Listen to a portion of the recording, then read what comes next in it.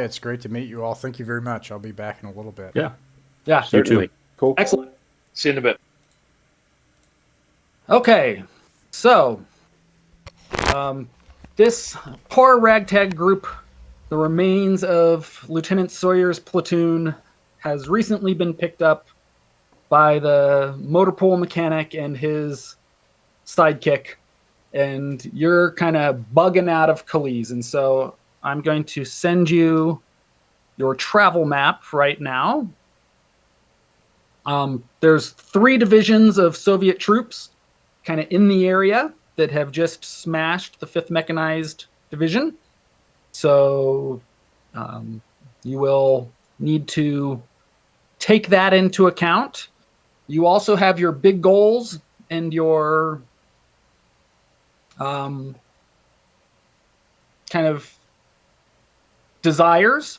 And so you are, once this map finishes uploading, you guys are in the hex that is just south of Calise on the travel map that I just did. So it's kind of maybe a third the way across the map, right towards the center, kind of in the wooded travel hex. No major roads in the area, so you're on off the beaten path, side roads. You have a river to your west, some more wooded areas to your east, and you're on your own. So you guys can figure out kind of whether you're all still listening to Lieutenant Sawyer. He would be your ranking officer at this point, but basically the 5th Mechanized no longer exists, and so you guys can tell me where you're going from here. I'm sorry, I missed the hex. What hex did you say we were in?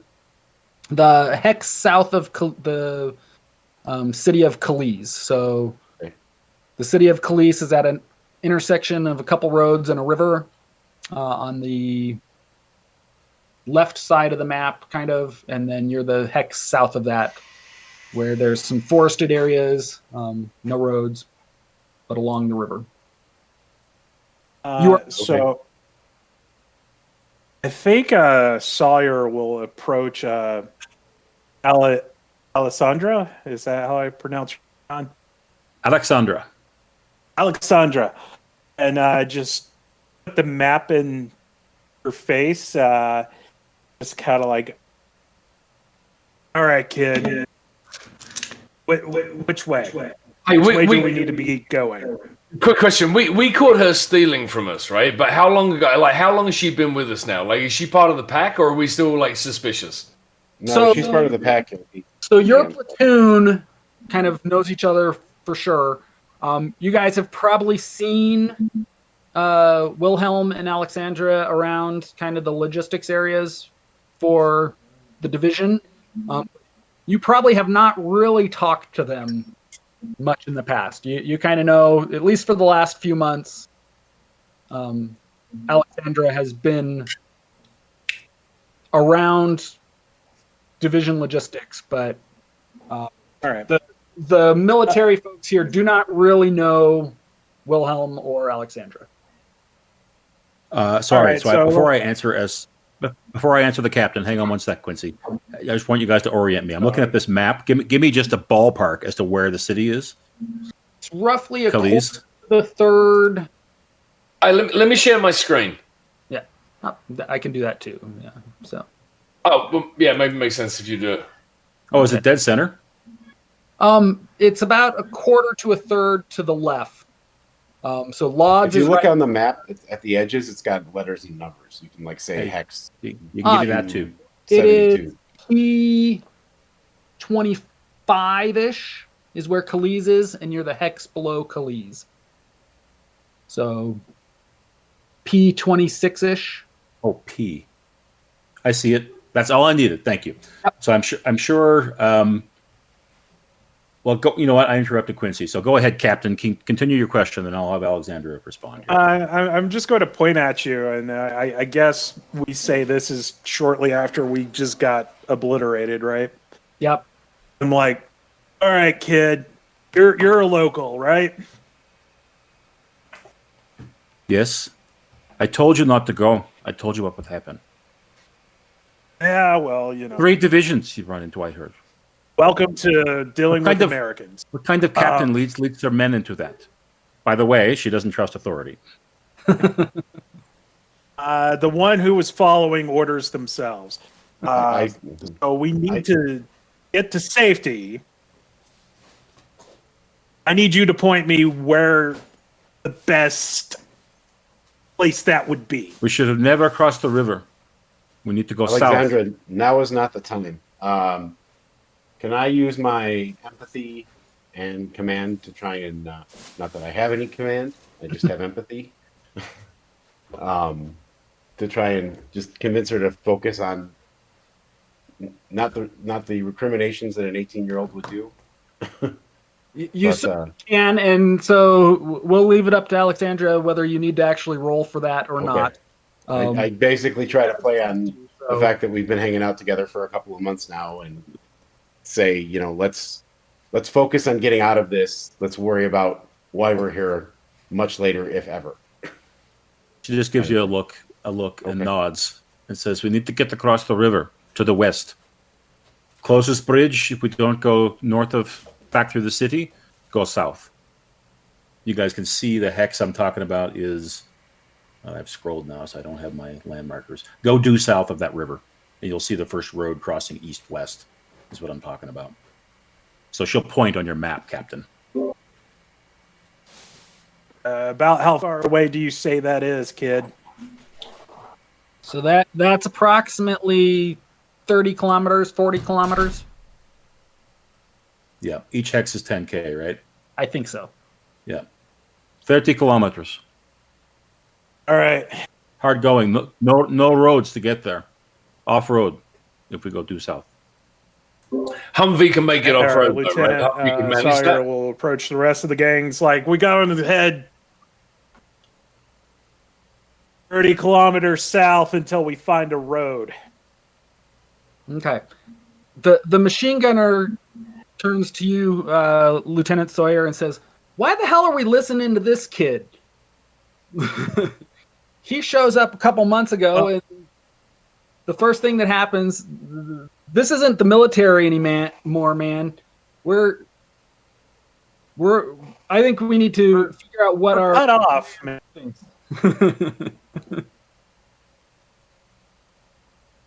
We're cut off. We're short in number. I don't know who else you would want me to go to. Do You cut out there for me, Chris. Point to Alexandra and be the machine away gun from the machine gun. The machine gunner points to Lieutenant and says, "Are we still following this guy?" I look at him and I say, "Well, I'm not following you." And I point to Alexandra and I say, "Let's start moving." And I start moving towards the Humvee. Or I start moving away from the Humvee. I say, "Let's just get out while they figure out their actions." Because we're not actually a part of this. We're a part of the 5th. We just got stuck with these guys. Yep. She just shrugs and turns and goes. Okay. And you and Alexandra are the ones that really had the Humvee, so Oh, we have the Humvee. Then we start packing it up and getting ready to leave. bailed And these guys out and picked them up as everybody was. Okay. Wait. So we don't have the Humvee. The civilians have the Humvee. So Is that we're right? at your mercy. Oh, well. So Yeah, we have the Humvee. So I would. Yeah. you guys I got didn't realize I everything. could. Well, wait. You have the Humvee, but we have the weapons, right? I mean, we're still more heavily armed, correct? So this is a little bit Right. more bi-directional, correct? It is, but I can fix the Humvee. and you guys were all in the NATO task force together, so it's not like they aren't you, but No, yeah, and I'm happy to work with them. I basically say this to the machine gunner, who's like, "Are we still following these guys?" I say, "I'm not following you." In a very exaggerated English German accent. that is obviously being done sarcastically and on purpose, because I'm not even going to try to do it. And so I'm going to say- look at the machine gunner. Like- I'm following him. I'm following the guy with the Humvee. So I don't care about military rank anymore, but the machine gunner's my buddy. So I'm going to say, hey, Wilhelm is now, he seems to have the keys to this vehicle, so he has the keys to our freedom. Okay, Jim Smith is the name of your machine gunner. okay, And that shuts him up pretty quick because he is just a lowly private and says, okay, whatever. And so he kind of tromps over to the Humvee and starts mounting his saw on the pintle mount. okay.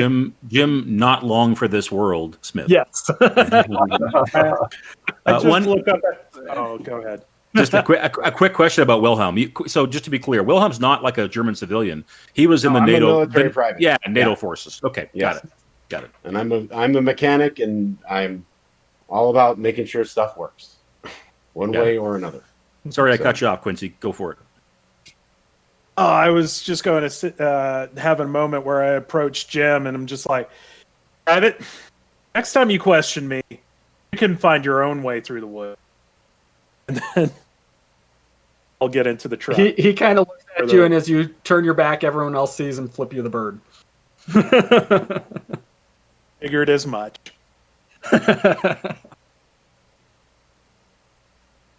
Okay, so you load up and you start heading down this old dirt path, kind of through the woods here. What time of year is it, Chris?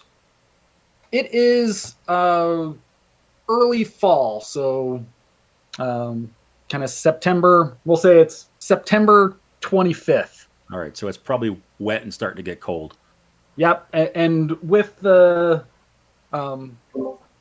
kind of fallout and different things in the sky, it's been gray for 2 years, and so it's pretty much always cold at this point. Got it.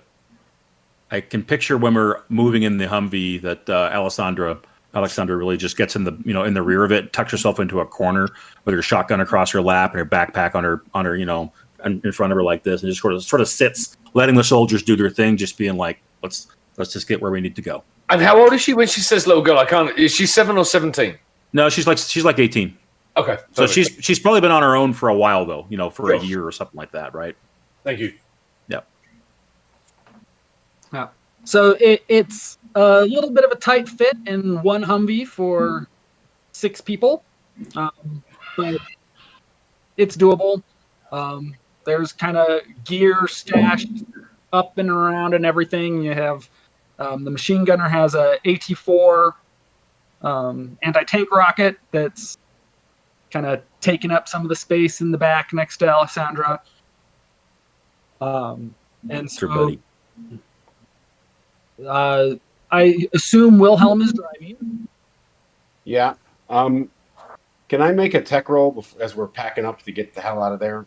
Well, actually, I'll do this on our first rest. Now that I think about it. Basically, what I want to do is kind of try to make some mounting points so we can put gear on the outside of the Humvee and make it a little more comfortable. But that would make more sense on our first camping. So we'll do that then. Okay. So who's gonna sit up front with Wilhelm? Okay. LT gets in the passenger side there, and the Jim Smith is kind of sticking with his head up out the hatch on his machine gun, and then Price will be down with him, and in that second row, and then Alexandra's in the back with all. So I'm going to keep making conversation with people because, again, I just want to get home. So I'm going to be asking Alexandra just random questions like how long you know Wilhelm, like blah, blah, blah. Where'd you get that shotgun? That looks like some blood on the rim. Like, I mean, just random questions to get to know people in the Humvee a little bit better. You'll find responses from her are largely monosyllabic, kind of like, it's been 1 year looking for my brother. Told you not to go that way. A lot of those sorts of responses. Again, I'm just trying to keep the peace and be friendly. So, like, All I'm good. picking up Bob's. All good. Okay. You travel for not too long, maybe 10, 15 minutes, and you get to a crossroads where another kind of country path leads off away from the river. And you know the river's maybe a kilometer to your west, but the road isn't directly on the river, but you guess that it's roughly following the river. And so you can either continue straight on the path you're on, the road you're on, or you can take what looks like a little more developed road that heads to the east. Anybody got any recon or? Actually, I'll make an intelligence survival check, if that works for you, to kind of see which way, based on, obviously we still probably hear fighting going on and stuff like that. So I'm trying to listen, use all my senses, as it were, to figure out if it's better to go straight, like we planned, or if we want to go off and see what's over there. Yep. All right. So I rolled, and I get a 6 on one dice and a 5 on the other. So is that an 11, or is that one? That's 6. So you got a 6. So that's good. 6. So 6 is the. Okay, got it. So that's one success. Got it. Okay. Yep. So you do not hear any fighting directly to the east there, in the direction that the new road goes. Most of the fighting and cannon fire that you do hear is back behind you to the north. So it seems like it's maybe, at least for a little while, okay to go towards the east. It does look like that is the main road in this area of the country, and the road you're on. Is that going to go into forest? Just looking at the map. It goes into the forest, and it's not clear that the road you're on will continue to be a through road. Okay. I inform everybody this is what fighting's behind us, and the road we're on doesn't seem like it may go all the way. Though I look to Alexandra and say, if you know better, please correct me. And then I say, but we can go to the east and get some cover in the forest, and it seems like it's a better road. So This she won't object. You're familiar with, Alexandra. Say again. This is what? Not an area you grew up in or are familiar with, but you might be able to have the same sense that Wilhelm does, that kind of maybe that's a road off to someone's hunting cabin or something like that you're on now. And are we still on the hex that's just due south of Calise? You have not left that. So she'll get up from where she's sitting and kind of lean over the back of the lieutenant's seat in the front seat of the Humvee. You've got the map right there, LT. She'll reach over around her shoulder. She's kind of brusque, so she'll just unfold the map for him in his hands, and she's going to look at it because she don't know the area very well. But she's going to point at Sirads. See that to the east down that main road, and she's going to say, "If we go this way, faster, going to be Soviet forces. It's my bet." And she'll lean back. Stay off the road, safer. And she sits back. All right. Well, we could go east for a while and then head back south. But thoughts? I was going to defer to you, Wilhelm. Okay. I'd much rather avoid the Soviets as much as this possible. is my thought. Let's take this road into the forest and get some cover, and then get as far as we can on that road without leaving the trees. And then once we get to the edge of the trees, we can make another choice. We can scout it out a little bit.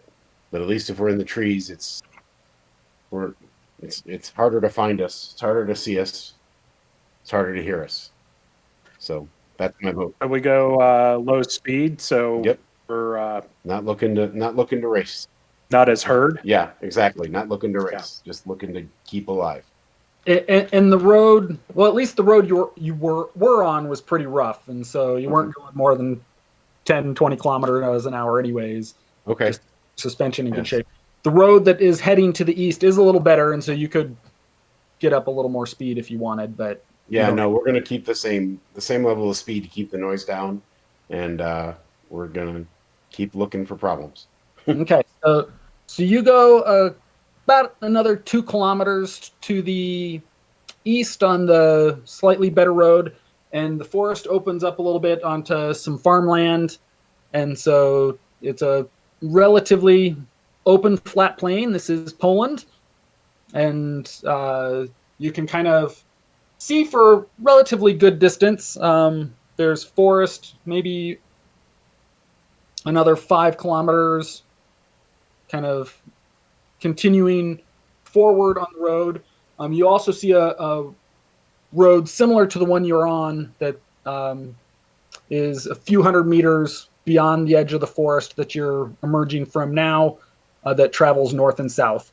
And so there's another crossroads about, we'll say 700 meters forward, and it goes either way. You can't see too far down north or south because you do have kind of sporadic woods that are north and. So are we in like Hex Q? Is that a good place to say we're at? You're still in the same hex that you were in. Still in the same hex. That was my question. So we're still in P. All right. Thank you. Okay.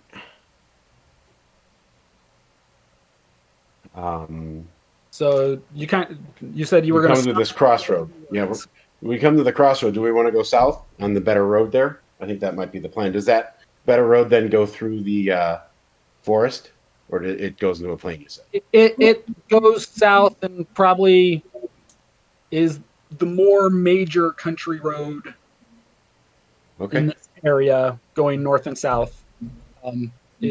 It's in similar quality to the road you're on, which seems to be a relatively major east-west road.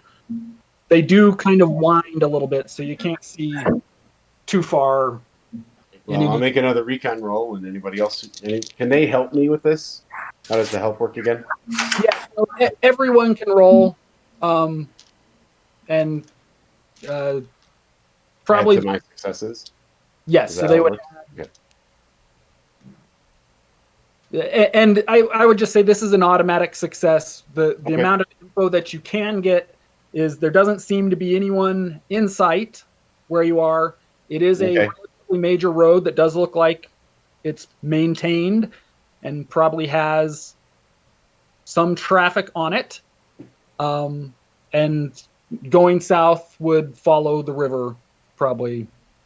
Okay, so I look at everybody and said we're going south. Hang on. Unless somebody objects, that's what I do. Okay. One thing you will know is that the road is more in the middle of open ground, and so people will be able to see you a lot easier traveling. Yeah, if we keep going east, I agree with Alexandra. We're going to run into Russians. Yeah. So I think south is the better direction, and this is a better road. We'll lose the trees, but we'll gain a little speed, and everybody pay attention. All right. So and we have Jim, whatever his name is, Jim Smith has got his head out of the hatch at the top, correct? Yes. Yes, for now. Yeah, I'm going to ask him to switch places. Like, I'm super nervous about this road, right? So I don't know if I trust Jim. So I'm going to ask him to come down, and I'm going to poke my head up there. He kind of pushes your head back down and says, "I'm on the gun." Chris, I got one question. And Corporal, a comment. What'd you say? Go ahead. Go ahead, Quincy. I was just going to say, Corporal, let the private do the private thing. Yes, LT. I've got a couple of quick big picture things, Chris. First one is, how intact were the Soviet forces? So did they overrun NATO and they're still a firm fighting force? Like, do they have air power still and that sort of thing? There's not much air power left anywhere. Didn't think so. Okay. I mean, so 5th Mechanized had a little bit of support, like maybe one sortie a day that they could get from Germany to support the offensive. Probably the Russians have roughly that on their side. So my point is they're pretty spent as well, right? Oh yeah. Okay. They're not as spent as you. They have 3 divisions. That's why I asked. Was the last bit of intel. Oh, and Alexandra wouldn't know this, but the military guys like Captain Sawyer would know, kind of, as you guys were getting mauled, that rather than one understrength division that you thought was in Calais, there was one not as beat up division in Calais and other forces both north and south that kind of enveloped the 5th Mechanized and just to be clear, the name of this thing was Operation Reset, and it was actually moving to the Baltic coast. And it seemed like the Soviets were doing something similar, but nobody knows why. Yeah.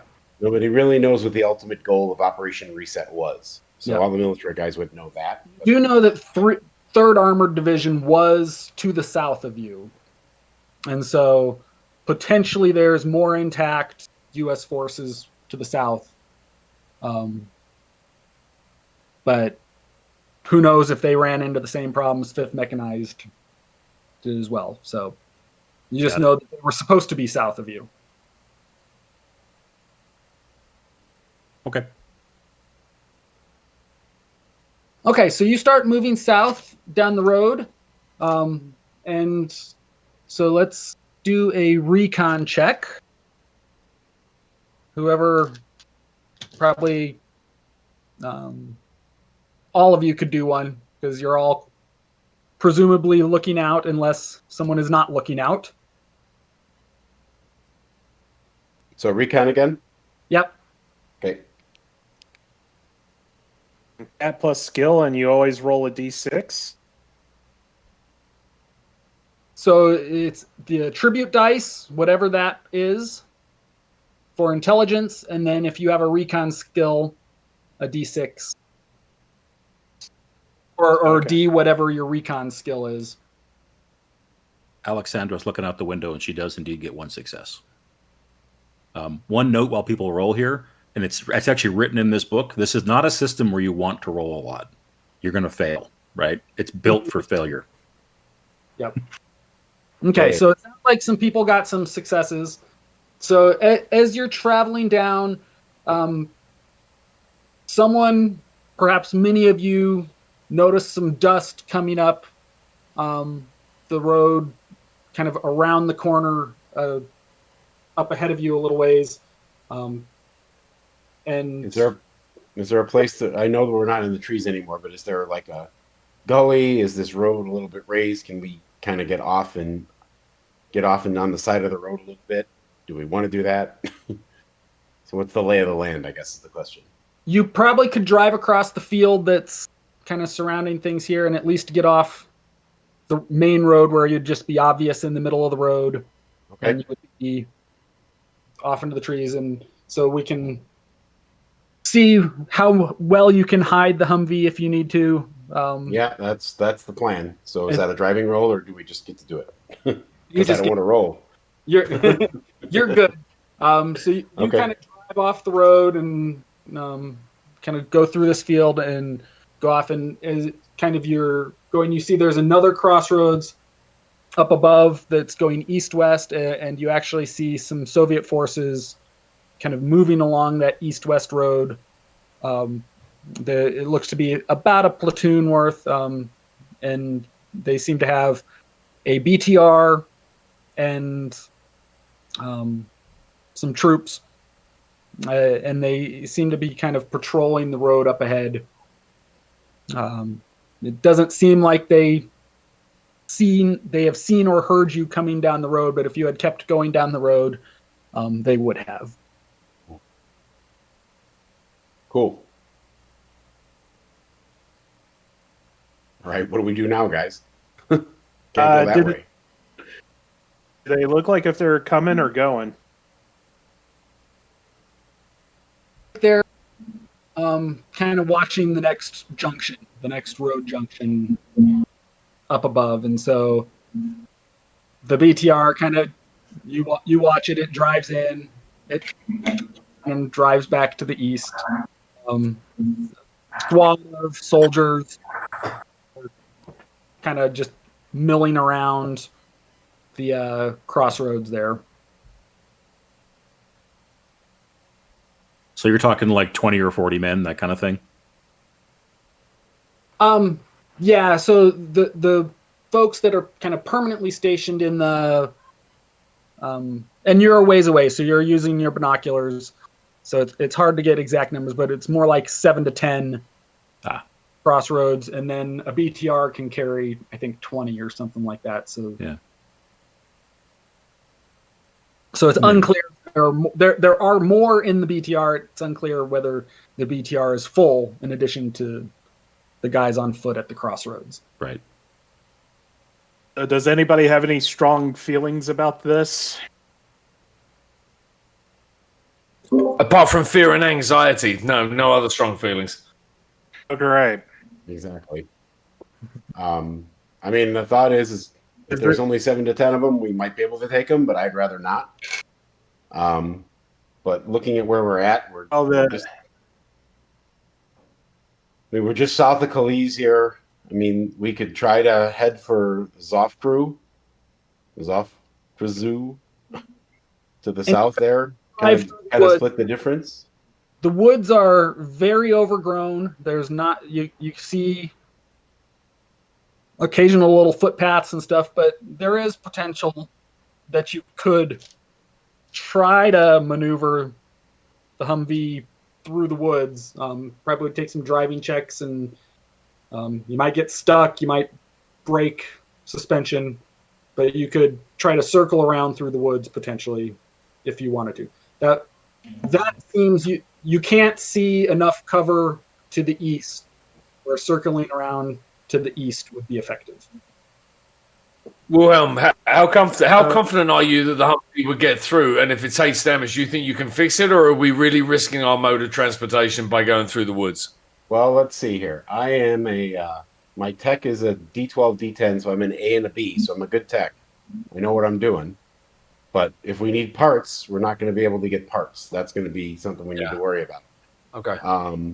And from a driving perspective, and I have a D8, I'm a B and a C, so I think I could drive it. I have confidence that I could drive it, but I don't. I mean, it's a risk. It's definitely a risk if we go that way.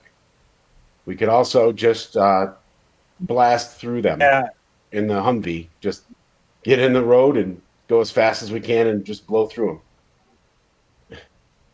And not actually fight them. I'm voting for option. You're voting for another option, did you say, Quincy? No, I'm voting for the. If you think you can outrun them, let's. Yeah. There is an American movie you need to watch sometime called Smokey and the Bandit, and if we can smoke these guys, then. Well, I was thinking of an Australian let's do movie that. more like Road Warrior, but yes, same idea. I'm a little bit concerned. When was Saving Private Ryan made? Would we have seen that already before this movie? No, we would not have. Good. I got no concerns. Let's blow through them. Alexandra won't know, but BTRs can be heavily armed, guys. A BTR is an armored vehicle, so it's an APC with a gun on top. Yeah, but is it going to be able like to a 20mm cannon? Yeah, but we don't need to go like this second. We can wait till they're not paying attention. We could go tonight. We could hang out for an hour, 2 hours, wait till it's dark, and then do it. We could try to sneak past them as well, just on the side of the road here. Just follow the road, but stay on the side. I mean, there's a couple of options. Chris, are there little copses of woods or anything kind of, close to those guys?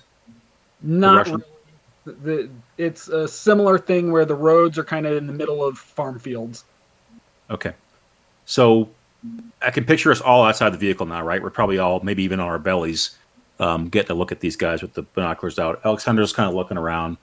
She says, could set fire tonight for distraction, draw them away from the crossroads, and then make break.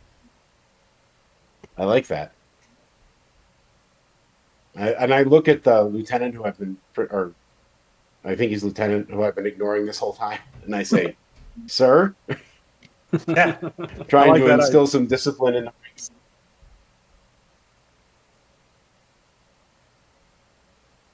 Okay, so it's about 3:00 in the afternoon now. Oh,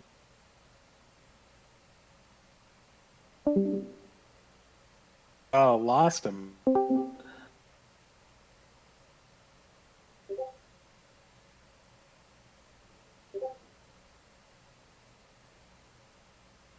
He'll be back. Yeah, I hear you. I Oh, hello. as long as you can hear us, that's fine. Yeah. You All right. said it was 3 p.m. That's when you dropped. Yeah, so I don't know why my camera just decided to turn itself off, but It happens, man. We're doing okay so far, really. yeah. So you have a couple hours for sure before it's completely dark. And if they decide to come north up this road, they probably will see the Humvee because it's just kind of parked along the side of the trees a little ways back. So you can decide how much you want to hide the Humvee or retreat back to a different area, or basically before it will be dark, it will be another 3-4 hours. Hey, All right. That feels like a long time to try and stay hidden, right? That feels like Yeah. 4 hours is a long time to hope no one's going to spot us, right? So at this point, I'm inclined to find another direction or try and like fly past them, like Wilhelm suggested. or instead of a fire, we could take some ammo, set it up to the west of us over here, and have it just go off. You know what I'm saying? Light a fire, and have it suddenly sound like there's some sort of a firefight going on over there. So they don't see the fire, but they hear the shots. It might have the same effect. Or we can just try to we can try to sneak past them with the option of gunning it if we need to. In like an hour, 2 of us on foot could probably get across the road to a different part of the field, set that fire, and then get back. Right. Right. So it would be That a makes at least a kilometer or something that they would be going out of their way, especially if they sent the BTR. The BTR is what we need to worry about. Yeah. And I like the idea of putting a belt of ammo or a magazine in there so the rounds cook off, and that'll attract their attention for sure. Right. And then the other thing we could do too, as we're going by them, we could throw smoke. If they see us, we could be ready to throw smoke. I think that's Let's do it. the best choice. Which Joe to aim straight for the tires. Yeah. On the machine gun turret. Okay. He's like, I'll try, but this saw is not going to do much to a BTR. Just keep firing. All we need to do is keep their head down, so Yep. they can't get in the BTR. That's the Yep. idea. Now, And then AT4, so if we can get a little bit closer and a little more not moving and stuff, I could probably hit it with the AT4, and the BTR is not going to like that. well, here's the thought I would have then. We try to sneak. We do the exploding ammo belt thing. Try to sneak past them if they see us. And that BTR is looking like it's going to make a move. You yell stop, I'll stop, and you fire. So we'll try to blow past them, but if we need to stop so you can shoot that thing, then we can do that. That's my vote. Captain or Lieutenant, what do you say? Okie dokie. Okay, so who's going to go set the fire? Alexandra's already like almost at the road with a box of shotgun shells in her hand. Like, come on. Corporal, go with the. Yeah, I'll go and keep her company. All right, the talky one. This should be good. Okay. In the meantime, I'm going to just inspect the Humvee while I have a second, just to make sure we didn't take any damage or there's nothing wrong with it. If there's anything I can fix up, and I'd like to make that roll to see if we can put mounting stuff on the outside. My goal with that is to kind of put stuff on the outside that might give us a little bit of armor in certain cases. Obviously, for small arms, it can stop the BTR, but it might do something, is the thought. So you could attach your water cans to the outside, and that would certainly slow down any bullets coming through. Right, and then also to give us more room inside the things, not as uncomfortable as it were. Okay. Those also are very possible to catch bullets, and then you don't have water anymore. But well, yeah, but we'd be alive. So unless anybody objects, I'm going to make that roll. And that's a D12 and a D10. And that is a 10 and a 7. You're Two successes. able to do that. Tying things to the outside is a relatively easy task. So Yeah, that's what I figured. Okay, cool. And the Humvee's all good. There's no problems or anything we need to worry about. nope, it seems to be in as good a shape as a vehicle is in these days. So. So, Alexandra and Price, Danny. Price, yes, kind of head off about 1 kilometer to kind of the edge of the woods on the other side of the field. Yep. And start pulling some of the dead grasses and different stuff there, and kind of creating a pile to start a fire. And so, how about both of you? Who has the better survival skill of the two of you? Alessandra's a B. It's like I'm a D. Yeah. Okay, so Alexandra, I assume, is going to take the lead in terms of how to set up the kindling and try to get this to actually catch the field. Yeah, her whole shtick has been like living on her own for a long time, right? So this is right in her. Price, do a survival check and see if you get any successes to add to. All right, and that's D6, so that's 2 6-sided dice, correct? So it's your intelligence dice and your recon dice. Yeah, so my intelligence is a D, and then my recon is also a D6. So I got a 6 and a 4. Sorry, I'm still not figuring out how to read the results. 6 and a 4? So a 6 is a success, so you can bump up your skill dice 1 level when you make So it. 6 and a 5? Or throw an additional dice, you mean? Yeah, so her skill dice will go up 1 level. Okay. Because you added a So success. instead of a D8, she'd get a D10, for instance. Perfect. Thank you. Cool. Except she actually has 2 D10s. So one of them is a D12 now, right? Yeah, nice. Okay, let's see what she gets. An 8. So 1 success. Okay, so the fire kind of starts licking at the kindling and starts slowly picking up steam. And it does look like it's going to catch at least a portion of this field on fire, and there's more smoke that starts coming So up. here's an idea for a skill challenge we probably hadn't anticipated. We now have to fucking move it back to the Humvee, right? Yep. Yeah. Fast. So there's also I've taken one of my reloads off. There's a box of 12 gauge shells in the middle, and she's probably scattered them, all over the place. So they'll go off from time to time. Yep. So you start kind of All running ass. to the group, and so we'll see how long it takes the Soviets to notice that the field is on fire. Depending on how mean you want to be, Chris, this is where the backpacks matter, because the backpacks give you -2 to your mobility. Yeah. Right. I'm So- assuming you guys did not bring your backpacks. Okay. I Good. would not have brought mine. They were staying in the vehicle. Good.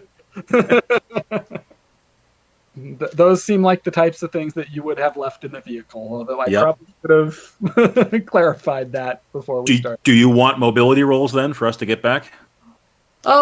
No, because you're just kind of running across fairly open ground. Actually, do a mobility roll. I'm talking about how fast we can get there. Yeah, I think the fast is how fast you can make it. So kind of make a mobility roll. I got an 8. 2 successes. Okay, Oh, then It's 1 success. Sorry. don't. The main thing is if you'd rolled 1s, you might sprain your ankle as you were running back, and that could have been bad. But you are successfully running, and so that actually was very good for you guys. The Soviets aren't paying a huge amount of attention, and so they don't notice the smoke until that fire is really starting to go, and all of a sudden the shotgun rounds start going off, and so they kind of notice that right as you guys are getting back to the Humvee, and you kind of see them looking around, and kind of a couple of them start walking out towards where the fire is to kind of see what's going on that way. The BTR kind of actually is down the road ways. You can guess that it will be back in a couple minutes, but it's not actually right here at the crossroads. It's been going back and forth a little bit. So it's not here right now. How long are you going to wait before you make your run? So 3 of the, what now is pretty clearly 7 guys that were at the road are making their way towards the fire. And the other guys, I guess.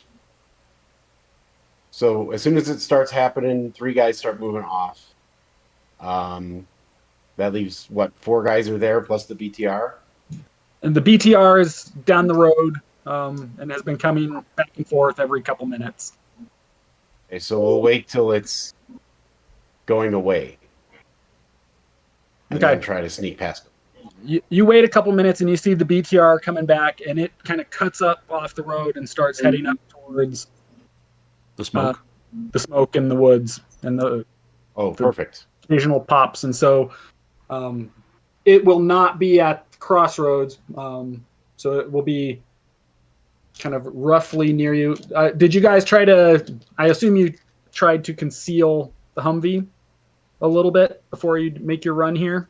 Yeah, well, yeah, we're going to put branches and stuff on it. So I could say that's part of my role when I make for mounting the water cans on there and stuff if you want. Okay. We had the time. So as you're going, the BTR kind of is changing the angle as it goes up through the field, and where don't have quite as much cover, and all of a sudden you see it kind of starts turning towards you, and you start to see some movement of the people at the crossroads as well, kind of looking more towards your direction. Time to get the hell out of Dodge. yes. Okay, so you floor it. You're about 400 meters from the crossroads. Okay. So the saw probably could start doing something if they wanted to.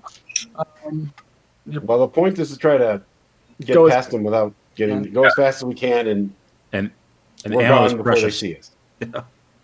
And the sword's just going to be. Are we going to have him aiming at the tires, like we said, or is he going to be trying to get aiming at the soldiers to try and give us covering fire, prevent them from I getting? think it's covering fire at this point. Yeah. He's not going to really be able to mess with the BTR. If he needs to mess with the BTR, we need to stop, and he needs to shoot it with the rocket launcher. Yes, so you guys are roughly in a triangle where the BTR is about 500 meters away on the other side of the fields. You're about 400 meters away from the folks at the crossroads. There's the 3 guys that are about halfway between the 2 that were walking towards where the BTR was, and the BTR is turning in the field towards you, and it does have a heavy machine gun turned up on the top. So, and you see that pulling towards you. You hit the gas. So, are you going to try to get up onto the road quickly, or just go straight line? Straight line. That way they have to shoot down at us, and they have to see us because the road is elevated to us. Is that correct, or are we flat to them? Not really. I mean, it's slightly elevated. It's like a path, right? Like, Yeah. Not any BTR is going to have any trouble seeing over. All right. Well, that's the case. Then we'll stay on the road so we can go faster. That makes more sense. So you start driving towards the road, and then when you hit the road, you'll go as fast as you can. Yep. Road. Okay. But that does mean we're heading straight to the crossroads where there's like 4 guys, right? Yes. Okay. And Yep. so let's do a driving check to see if you can get up onto that road without breaking the That is an 8 and a 10, so 2 successes. Okay. And both of those are actually tops. Is there any bonus for rolling the top of your dice? I don't remember. There's not, No, but okay. you get the bonus successes of rolling the 10. Yeah. So you Okay. got 3 successes. So you amazingly smoothly kind of zip up right off the little ledge off field onto the road. And it doesn't slow you down at all. There's not even a bump. You kind of found that perfect little ramp up onto the road, and you're barreling right at these guys. And the saw should open up now to make them die for cover. The guys at the road, okay? Since we can't sneak past them, let's be They- loud and fast. They are now all shooting at you. You have the BTRs firing heavy machine gun at you. The 3 guys God. that are kind of a couple hundred meters between them are. Well, wait. I thought the BTR was going away from us, though. Is that not correct? Yeah, so Okay. it's roughly still got a triangle. So hopefully Heavy we're at energy, extreme like a range for the kilometer. BTR. Yeah. So, like, if this was the fire got started here, there's a road that goes this way, there's a road that goes this way. You guys were here. I don't know if you guys can see this. So, Yep. So you guys were here. Fire's over there. There's guys here. There's guys here, and you guys just went zoop, up onto the road there. The BTR is coming this way. They're shooting at you, and they're shooting at you. Drive evasively. Yes, I will drive as evasively as I can. On a straight road. Okay. So the saw, I guess they use card initiative. I don't have cards. I should have thought of that. Is how they typically do this. Let me I've got some. Hold on a second. I'll go grab them. here. So just a sec. Okay. I have a thought before Chris goes. No, Well, he's what's gone. your thought? He's gone. We need a bio break at some point. This would be a good time to have a bio break. Yes. Yeah, now would be a great time for a bio break. If Yeah, take Yeah, a bio let's do break. that. Get the Bio cards. break. We'll come back in 5. See you in 5. that works. Sweet. All right, guys. Good stuff so far, Chris. Like it. Yep. Likewise.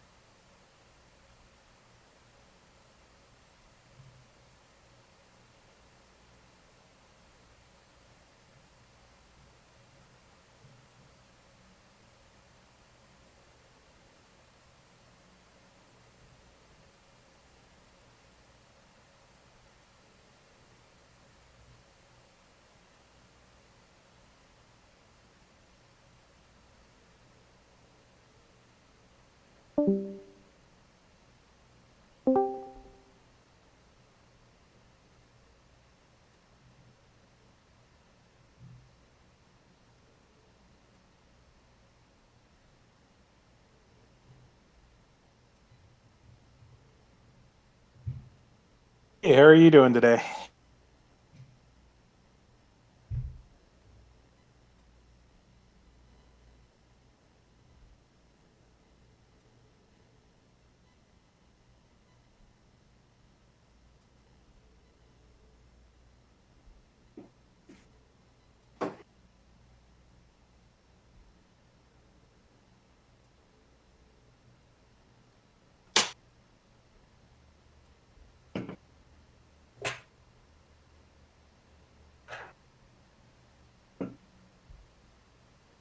What do you think so far, Q? The dice mechanic is throwing me off just a little bit, but It would me as well if I hadn't read it last night. I actually, for a grittier game compared to a regular Year Zero engine, I really like it. yeah. The way that and they publish you know how the Year Zero engines all have the probabilities published in each of their books to show you how many how many dice equal what percentage. They do the same thing with this, and it's kind of a cool thing. So if you are, let's put it this way, it makes the skills really important. You're never going to have a handful of dice from an attribute. You're going to have 1 die, right? So generally, if you're not skilled in something, you're going to have like a 1 in 6 or a 3 in 8 chance of succeeding, which is pretty tough, which I like a lot. Yeah. Pretty sweet.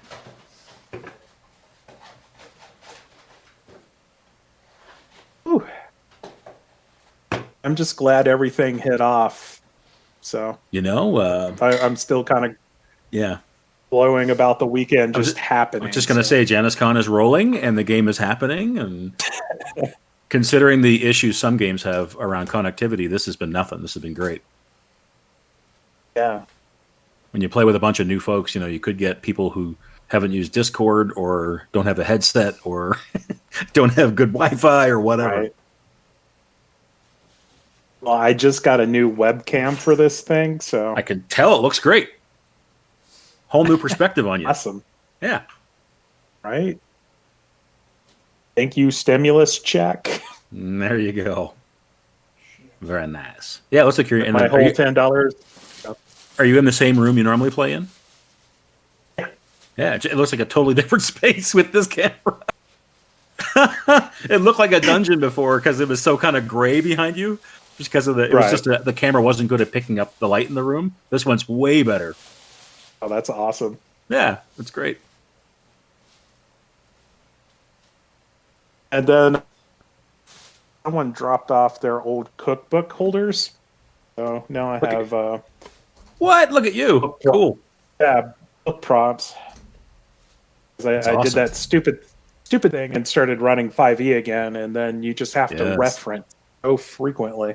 Yes, that's your own fault. Yeah. It's a hole I dug for myself. Okay, so I got some cards here. Queen is Alexandra, of course. All right. I got a 3, 8, and a 9. So who wants to be what? I'll be an 8, or I'll be a 3. I think is lower better? Doesn't matter, because I'm going to put them in a pile, shuffle them up, and then whatever that stack pile is like the order. It's like a card version of Troika Initiative. Okay. So Lieutenant Smith is 3. Which one's going to be the private? Which one's going to be? I'll take 9 for no good reason. Okay, so 8 and 9, the buddies. 9 is Price. And so the folks at the crossroads, they're responding to what the BTR saw. So they automatically lose. And so they're over here. We'll put them at the end. Cool. And so the BTR, though, sees you and is kind of acting at the same time. So we'll see where in the initiative order it. What is it, an ace? King. Fair enough. These are, just so we're all clear, Quince, I don't know how much you know about Twilight 2000, but this is the exact situation you want to avoid when you are like badly outgunned. Run! Okay. Have you seen the movie Three Kings with George Clooney and Mark Wahlberg? So there's a whole part about getting shot and sepsis and what happens, and they show that's kind of what's going through my mind at the moment. I haven't seen that for years, but yeah. Likewise, probably 20 years. A good, fortuitous thing. The saw gunner moves first. Huh. Oh, so maybe you can suppress the guys up in front. Next is going to be our Corporal Price. You can shoot out the window if you'd like. You are on the same side as the split off group and the BTR. Okay. They're kind of out your window. Lucky you. After that, the BTR is going to move. Oh, crap. And then it will be Alexandra. And last will be... Oh, I didn't get a card in for Wilhelm. Sorry about that. I must obviously go first. I think it's driving, so I suppose you could try to use your fast actions to do something besides driving, but perhaps your only task will be not to die and drive your guys off. Well, yeah, all I'm looking to do is maneuver as much as I can in this road to make it hard for them to hit me. Okay, so we'll throw you in the pile with the infantry mooks, and you can move it That's that good. way. The last of the first group will be our lieutenant, and so you're on actually the opposite side of the BTR. and the guys that have broken off, but you could lean out the window and I guess shoot at the guys in front if you were so inclined. Just act as armor for the rest of us. Stay in front of me. He probably does for behind in the front seat.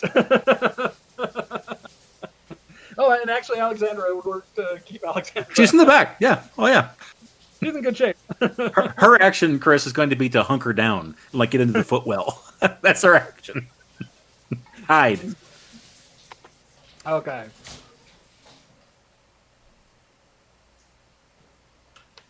And This is that coolness under fire stuff, too. I like that. the, Yes, it does. Until you don't make the roll, and then you'll hate. Okay, I've so had characters die because of that roll missing. You know, they say love the mechanic, hate the game, right? So let me pull up. No, I hate the mechanic.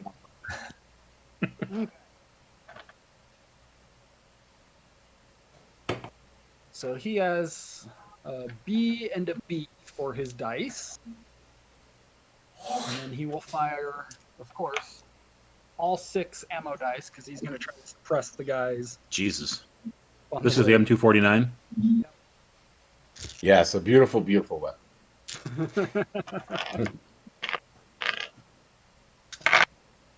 Woo, okay. So We got he- brass raining down. Hot, hot, hot, hot.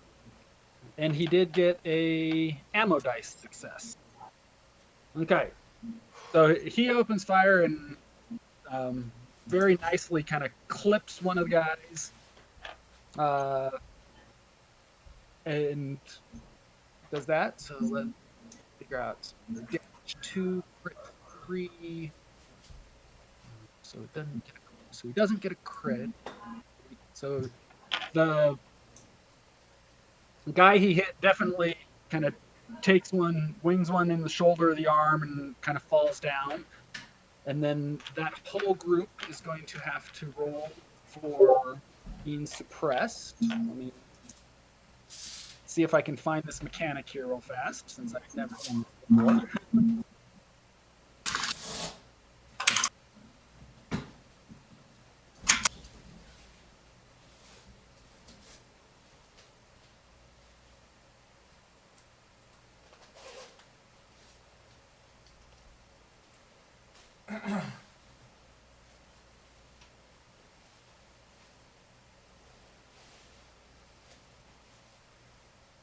Oh, interesting. The dice that come with this game are going to have special symbols on them for suppression. Cool. Yeah. I love Free League. I gotta say, I love yeah. Free League games. And just everything about them is awesome.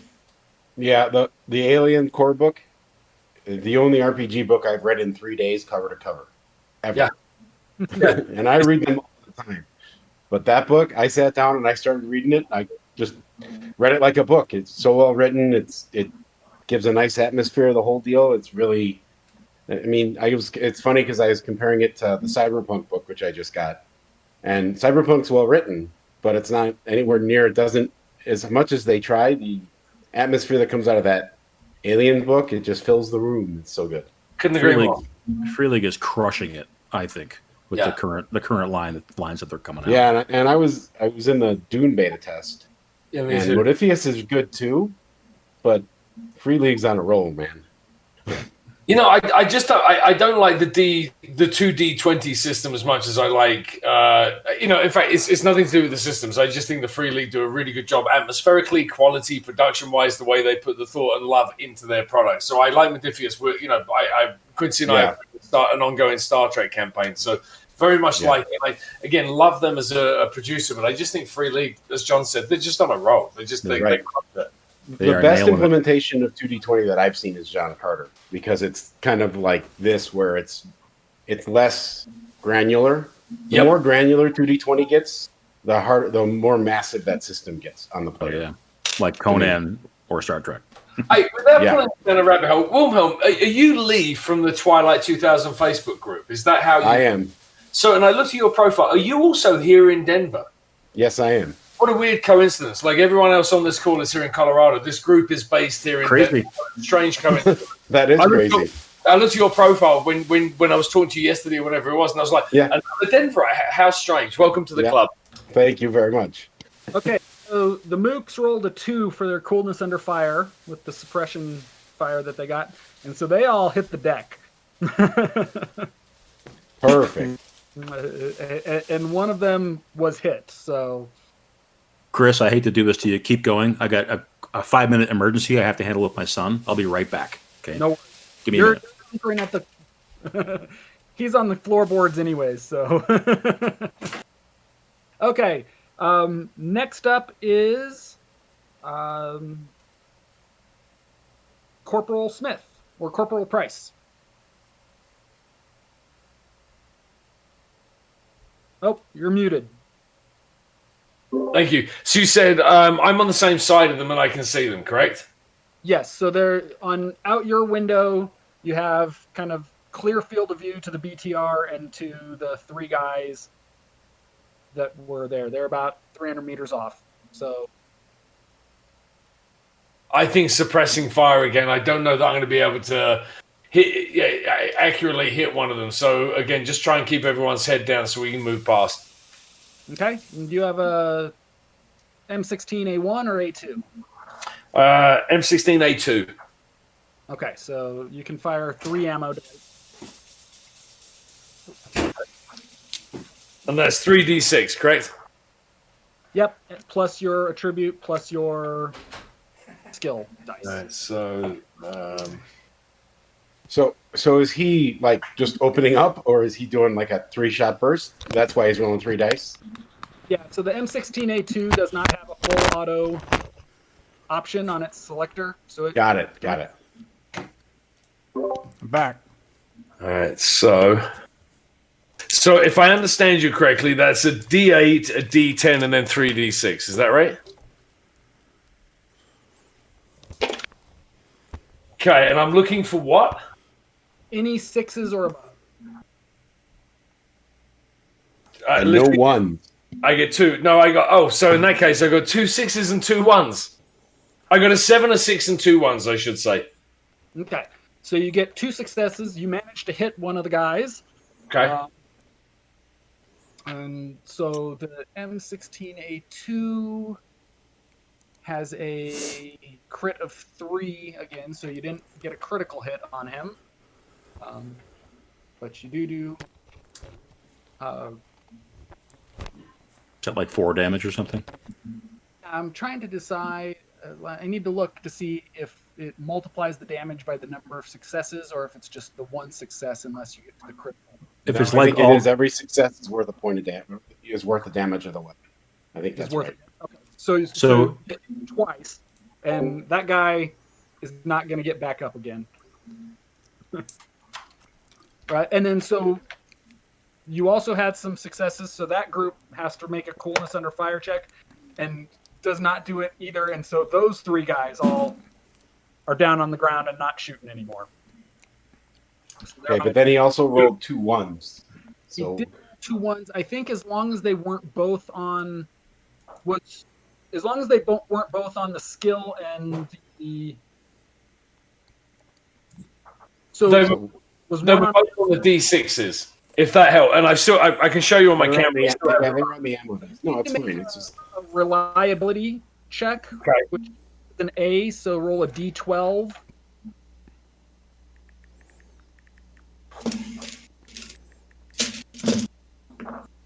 Seven.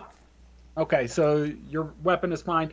I don't know I need to look up the exact mechanic for the weapon jamming, but you made a success, so it won't be. Hand if wave. he failed, what reliability drops is what happened. Okay. Yeah. And Thanks then for he the has, dice to, roll. he has to take an action. I think it's a slow action to basically fix it. To get Okay. it cleared is what it is. And the reliability of them would drop to a B until it all goes down to an F, and then it's unusable until it's fixed. Okay. So you guys are tearing out. Both the groups of Soviet infantry are down on the ground with their heads down.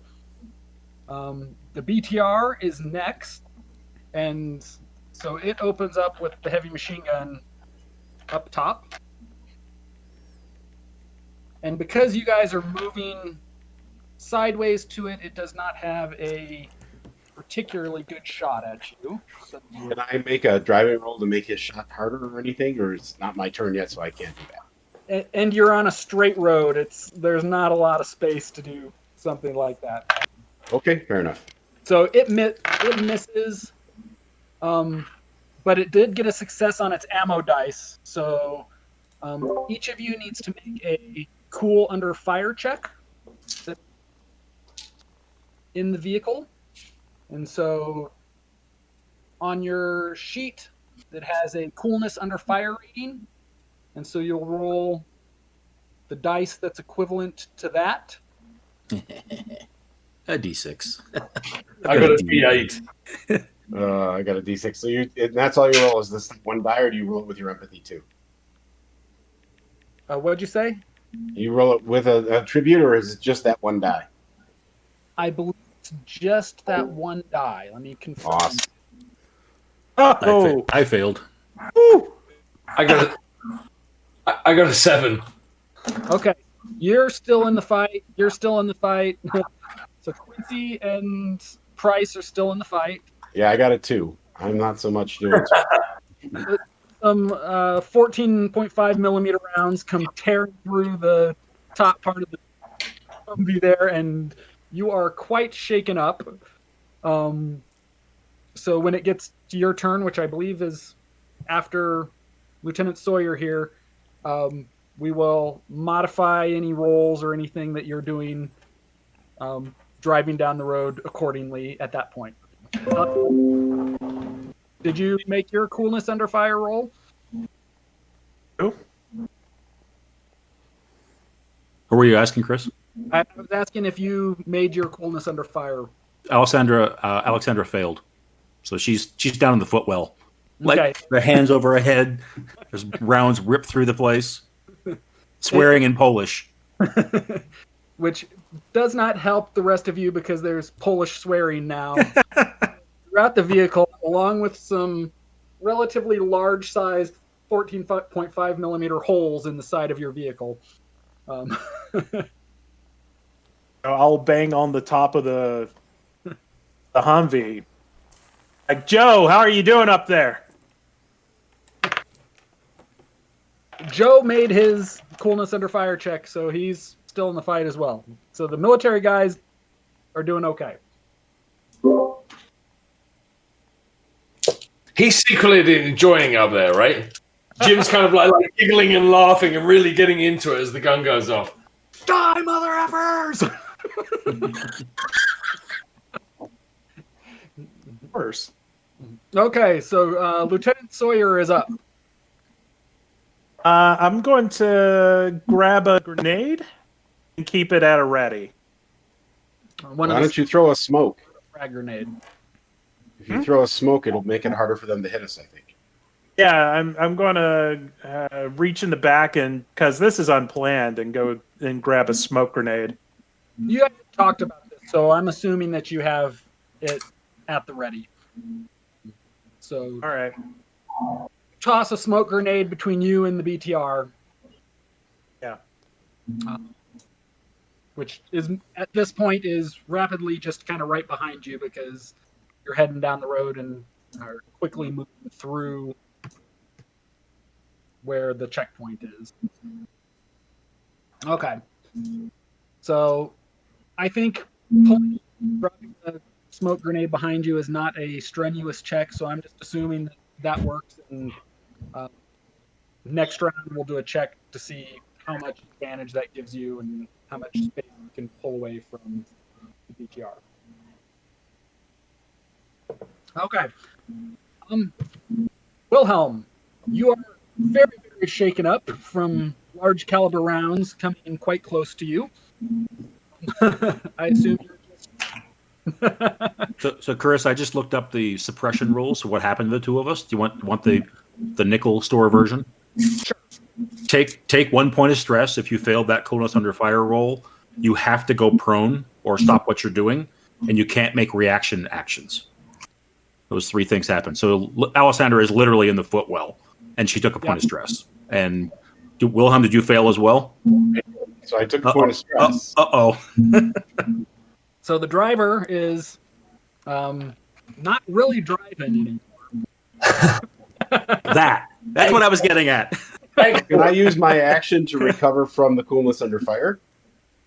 Is that something the system lets us do? I don't remember that part. Yeah, so let's look It at says on your next turn, roll CUF again to recover from suppression. So maybe this is your next turn. Well, actually, can you push your coolness under fire roll? I believe you can. All right. Well, I'm going to push the coolness under fire roll before, and I did not make it, so I would have taken 2 stress now, which is not so good. Yep. All right, that's fine. And now I'm going to use my turn to make this roll. And I'm going to push that too because we need to make this happen. Stress is building. And I got a 6. So I have 4 stress. Good Lord. But I made my coolness. And you have a stress capacity of 5, so you... Yes, I do. I'm about to pass out from stress, but I'm okay. All right. So that's my turn, though, that's it. I've recovered. The vehicle doesn't crash, and that's about it. I can't do anything else. So. Thank you for not crashing. I'll take that. When you say I can't do anything else, that's enough for now. I wish I could say I did it on purpose, but... Okay, I think Alexandra's up next. She is, and I just realized that I never even shared her character sheet with you, so I'm just sending it to the Discord right now. So she failed her coolness under fire, and she's in the footwell. I think for her action, she's also going to try to just gather her wits, basically. So roll coolness under fire again, but hers is a D, so 1 in 6 chance. I got a 1. She stays in the footwell and whimpers and swears. Okay, I don't know if there's a mishap because you rolled a 1.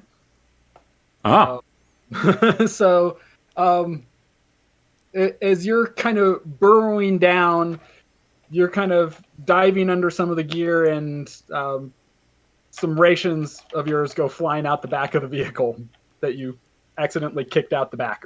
Okay, we can do that. I can also... Are you a GM who takes suggestions from players for this stuff? Sure. Go for it. Digging to the floor, she knocks the AT4 aside, and it falls down the other footwell and kind of gets wedged in there. So if we're going to try to get it out, we're going to have to work at it. Okay. Hey, that's your choice. Him. Stop helping. Sorry, I'm a GM at heart, man. Me too. I get it. I get it. That's fine. I felt someone needed to remind you what side you're on.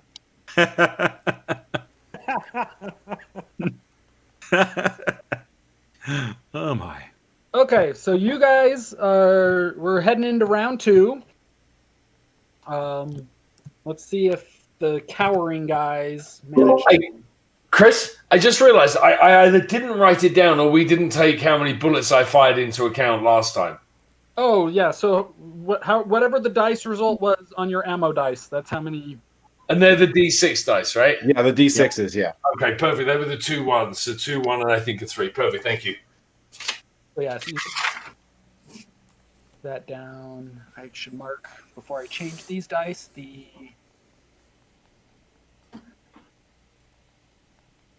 he fired 6, 10, 22 rounds. Okay. So the saw gunners next. You guys are right on top of, kind of blasting through the intersection at this point.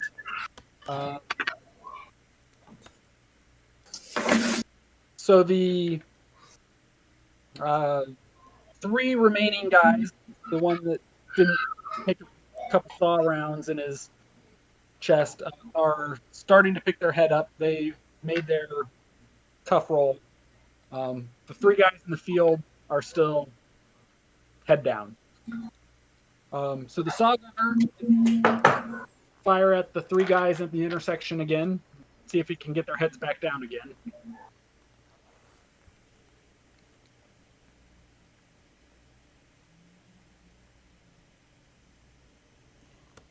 So he hits one of them. And unfortunately, he got a number of negatives on the ammo dice. So we will see whether the saw needs it cleared. Hey, somebody had posted in the Free League thing a list of criticals in an XLS spreadsheet. I just put it in the chat. So if you need to get that, it's quicker to find it that way. We'll look it up if we get there. Awesome, thank you. Okay. The reliability roll on the saw was a success, so that's okay. One hit, so he hits the other guy, and then they have to make their coolness under fire check, which they do. So, so the saw gunner is done. Next up is Corporal Price.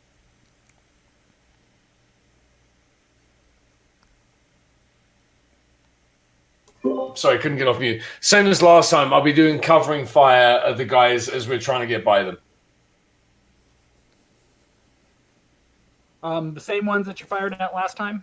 Correct. I hit one of them, but I didn't kill him, correct? You had 2 successes. Yep. You killed him. Oh, lovely. Take that. All right, hold on. Okay. Why does One success, and then this wasn't good at all. So 1 success, and then 2 ones, and I spent. Well, where were the ones that were the ones on the D6s, or they were on your skill? Your skill One was dice? on a skill. Sorry, thank you for that. One was on a D6, and one was on my D8. So one was on a skill, that's and one was on an ammo. Okay. Luckily, it's not a big mishap because both your skill dice were not. That's when it gets really bad. So you'll just need to make a reliability check on your Okay. weapon. The reliability. Sorry, what dice was the reliability? Is that my skill or is that my attribute? I believe it's A for the weapon. I believe the M16 A2 is. Well, no, no, he made it last time, so yeah, it's still in it. Right. Yeah, when you Right. miss it, then it starts going down. You're right. Thank you for that. I got a 9. Okay, so you made it again. Okay. And you said you hit one of the other 2 guys there. Right. So. Just one hit. And that was on the skill dice as well. That was on my D10. Mm-hmm. And I burned 8 rounds of ammo. Okay.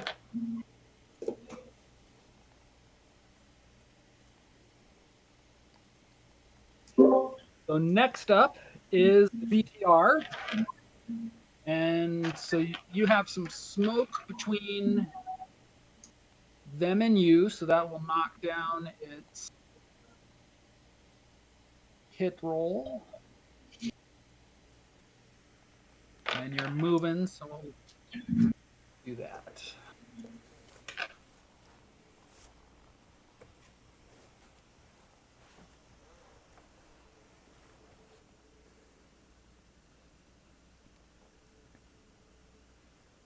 Okay. No successes. It fires wide, and it's not even close enough that you guys are freaking out too much. Okay. The joy of Cool. smoke. Exactly. So let me know when it's my turn because I want to gun it and try to get the hell out of here as fast as possible. Yep. Okay, so next is Alexandra. Okay, so for both Wilhelm and I, who failed the coolness under fire, the way it works is when you try to make your recovery, Wilhelm, when you took an extra point of stress there for your push, you shouldn't have taken 1 more for just trying to recover. So you should have 3 stress and not 4. Excellent. And even if you fail, you actually recover from the coolness under fire attempt. But in my case, I lost both my actions, right? And actually his case as well. If you would make that roll, you would be able to take a couple of, I think it's like a fast action or something like that. Sure. Anyway, long story short, she is just hunkered down, basically saying, let's drive faster. You know what? Can she encourage him with Polish swearing to drive faster? Because that's what she's going to try to do. Hey, it would certainly focus me. Yep. Because she is my buddy. There you go. And I'm trying to build her a place of safety, and this is certainly not it. She has no command, and her empathy is a D8. So if I could roll 1D8, we'll see what happens. All right. So she's shouting at you, Wilhelm. Drive, drive, drive, and it's a 2, so there's no success. Oh. Most of it's in Polish, As unfortunately. long as it's not a 1 where you hit my arm while I'm driving and we crash. That's right. That's right. And that's why single dice with no skill are so dangerous, because it's really easy to roll a 1. Yep, I'm with you. She's just swearing at you. Okay. So next up is our lieutenant. So you're kind of past. You're right in the intersection with the guys there. You could presumably shoot out the window at one of the 4 guys that were at the intersection, if you want. It'd be a tough. I'm also riding shotgun, so I think I'm going to try to do a check-in with Wilhelm, making sure his head is still in the game. Okay. Do a command check, and we'll add, if you get any successes there, we'll add bonuses to whatever Wilhelm does. So command is empathy and then command. This should be your shtick, man. Yeah, this is why you're here, damn it. I'm rolling it. Come on, Lieutenant. A 10 and a D8. Nice. I got 1 6. There you go. Okay. Got a success. 6 and a 3. So Wilhelm is feeling appropriately encouraged. Not so much. And that increases my skill drive, right? My skill die. My attribute die. Is that correct? Yes. So you'll have a bonus on. It bumps whichever die is bigger, right? Bigger or lower? Yep. Bigger. And if you're shrinking, you shrink the lower one. Got it. Okay. Alrighty. Is it my roll? So I don't know the order. Is the Jacks, which are the 2 guys that still have their head down in the dirt and out in the field, and they stick their head up. Good for them. So next is our driver. Driver. All right. So I'm upgrading to a D12 and a D10. I'm sorry, a D12 and a D8. On the road, if you're just driving straight down the road, you probably don't need a. Well, I'm trying to speed up so that we can get out of range of the BTR. Right. Okay. So I'm trying to do something. Okay. All right, and that is an 8 and a 3. So 1 success. Okay, so you're getting right up towards the max speed of the Hummer here. Okay. And so last but not least is our friends at the intersection, and they are actually the 2 guys that are still functioning, back and working again. And so they're firing their AKs at you as you zoom past them. Double 1s. So awesome. As one guy is swinging around to try to track you as he shoots his friend. Beautiful. Suddenly it's stripes. Middle of nowhere. That did not go so well for them. I'm sorry. Yeah. Okay. So you guys are past the intersection and you're peeling out. And you're starting to get some space between you and the BTR. The BTR is back on the road and has passed the smoke screen that you did, but you're quickly heading out of range. And let's see if they're going to follow you or not.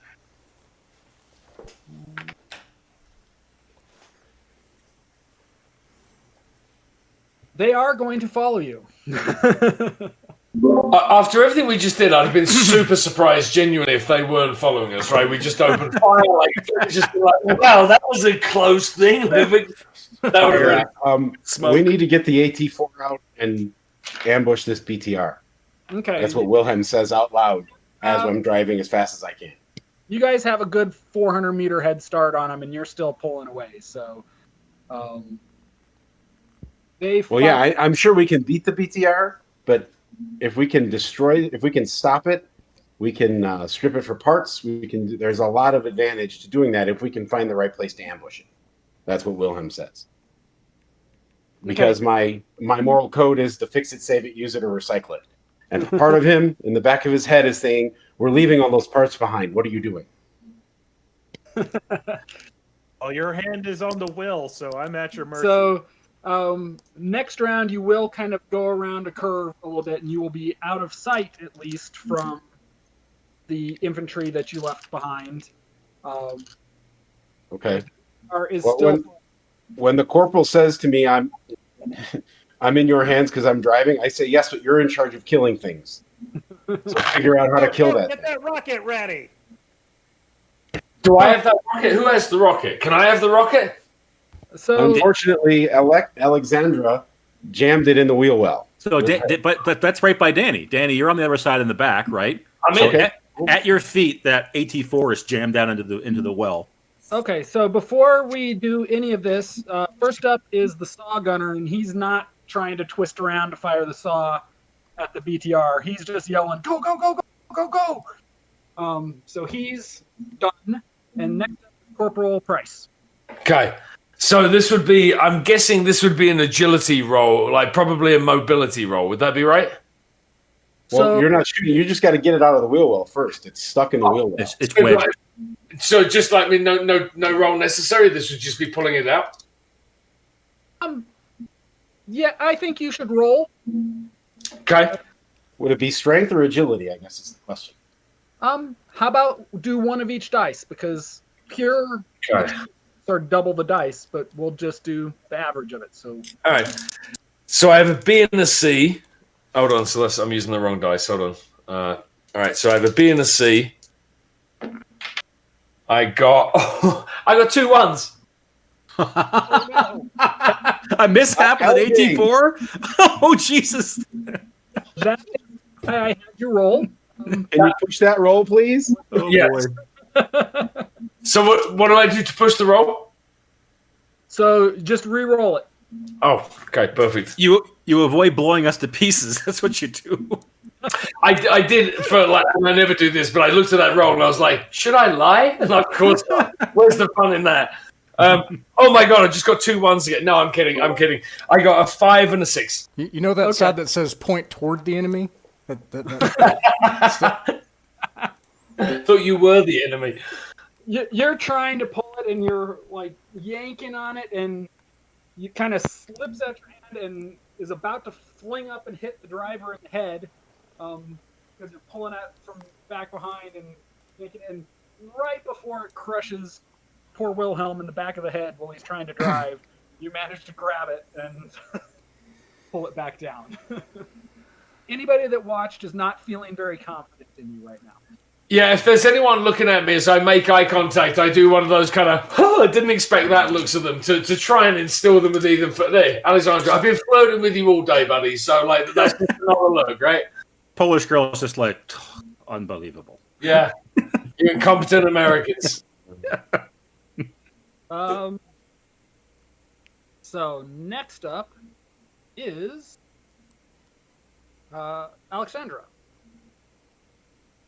And are we pulling over? Are we still going fast? What are we doing? Well, as he pulls the AT4 out, my plan is to basically on my turn is to stop the, or when it makes sense, when the BTR basically comes through the smoke, is to stop and give him a stable platform to shoot on his next turn. Sorry. That's the plan. We got distracted. The BTR did fire at you. Okay. And it did not hit any of you, but it did get some suppression successes. Each of you need to make a coolness under fire check. Chris, can you move your mic? It's getting hard to hear you. You're fading in and out. Okay. I wonder if I put the cards on top of it or something. I don't know if it's his mic or his connection. Yeah. Well, it could be. It might also be it switched to your headphone mic instead of your computer mic. Let me check and see what's going Something on. happened. Wilhelm's right, though. It's super quiet. But he was saying that we need to make a coolness under fire roll. Yeah. for suppression. Yay, my favorite roll of the game. For all of us? Yeah. From the BTR. All right. Come on, 6. Nope, that's not a 6. Shit. Oh, I won't be passing that very often. I'll just say that. I'll be. If I was playing this character, that would be the first thing I would be upgrading. Denny Price turns out to have balls of steel. He's quite a fun character to play. The whole while he's wrestling with that rocket, there's bullets going off all around. He doesn't care. If I push the coolness under fire, that gets me 1 more stress. That would put me at a 4. But if I fail the coolness under fire, I get a stress. Is that right anyway? Anybody who fails gets a stress anyway. So if I push the roll, then I end up with 2 stress, which would put me at 5, so that would be bad. So we're not going to do that. If you fail the second time, yeah. Right, yeah, we're not going to do that. Okay. I love it, though. For coolness on your roll? What'd you say? Is there a critical fail for coolness rolls? Yeah, rolling a 1. Yeah. That's how I wedged the AT4 into the back of the truck, or back of the Humvee. So don't do that. Oh, okay. I did that, unfortunately. Wilhelm will never play with me again. Whose side are you on? Okay, so both the people in the front seat failed theirs, and the lieutenant critically failed his coolness under fire. So do you have any good suggestions on what you freaking out in the passenger seat does?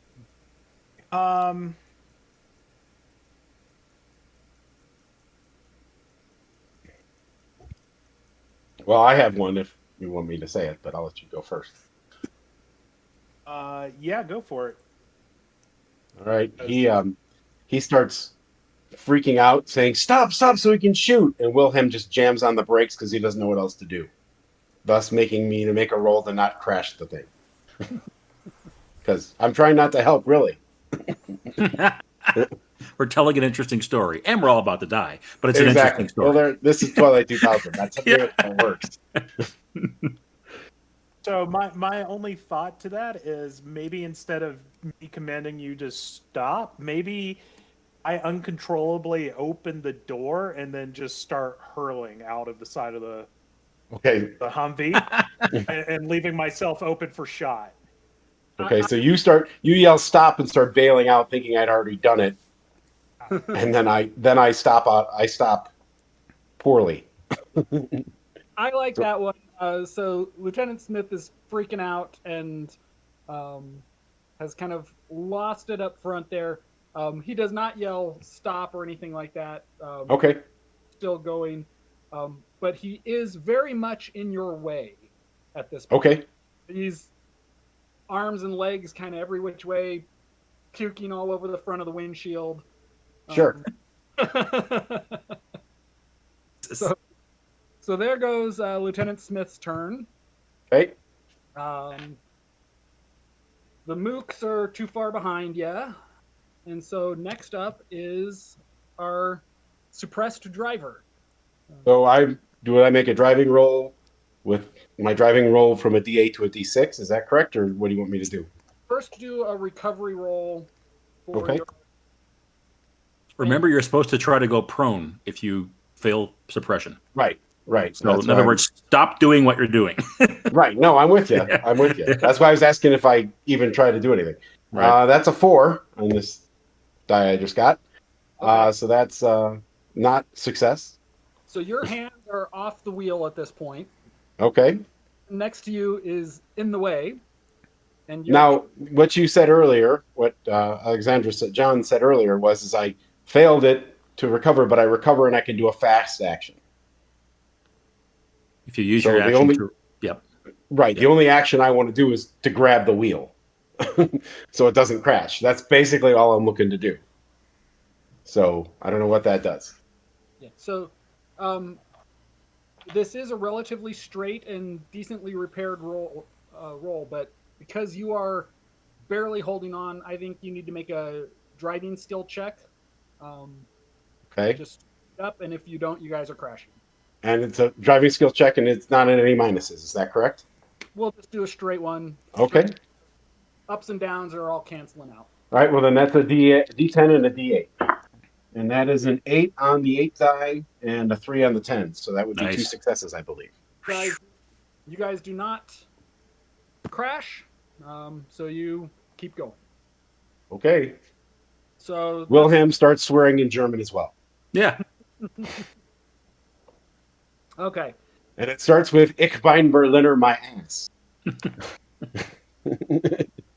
The next round, the BTR is still coming behind you, and you see that it is slowing and stopping, and you guys continue to pull away.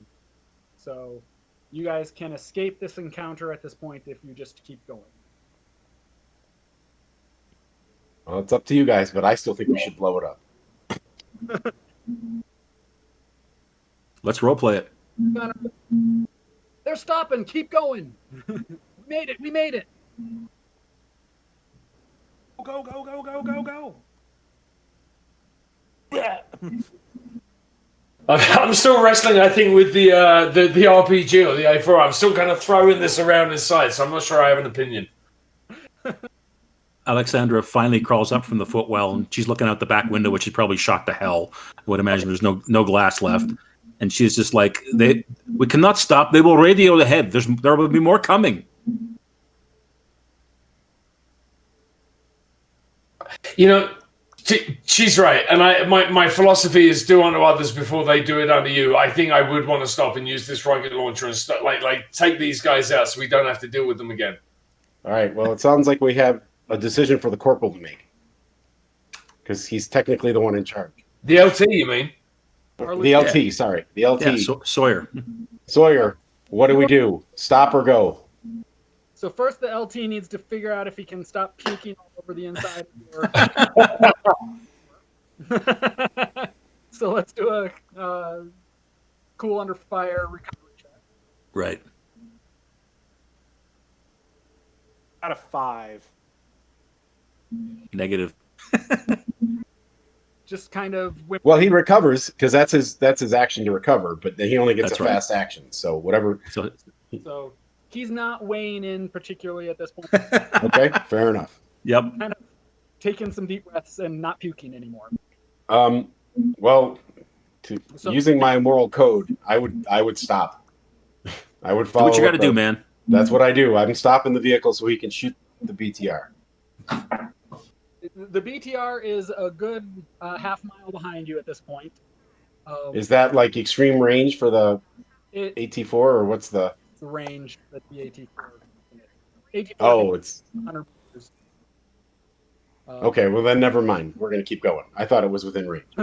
I would know that much. So yeah, we keep going. Yeah, it's an unguided rocket. Got it. Okay.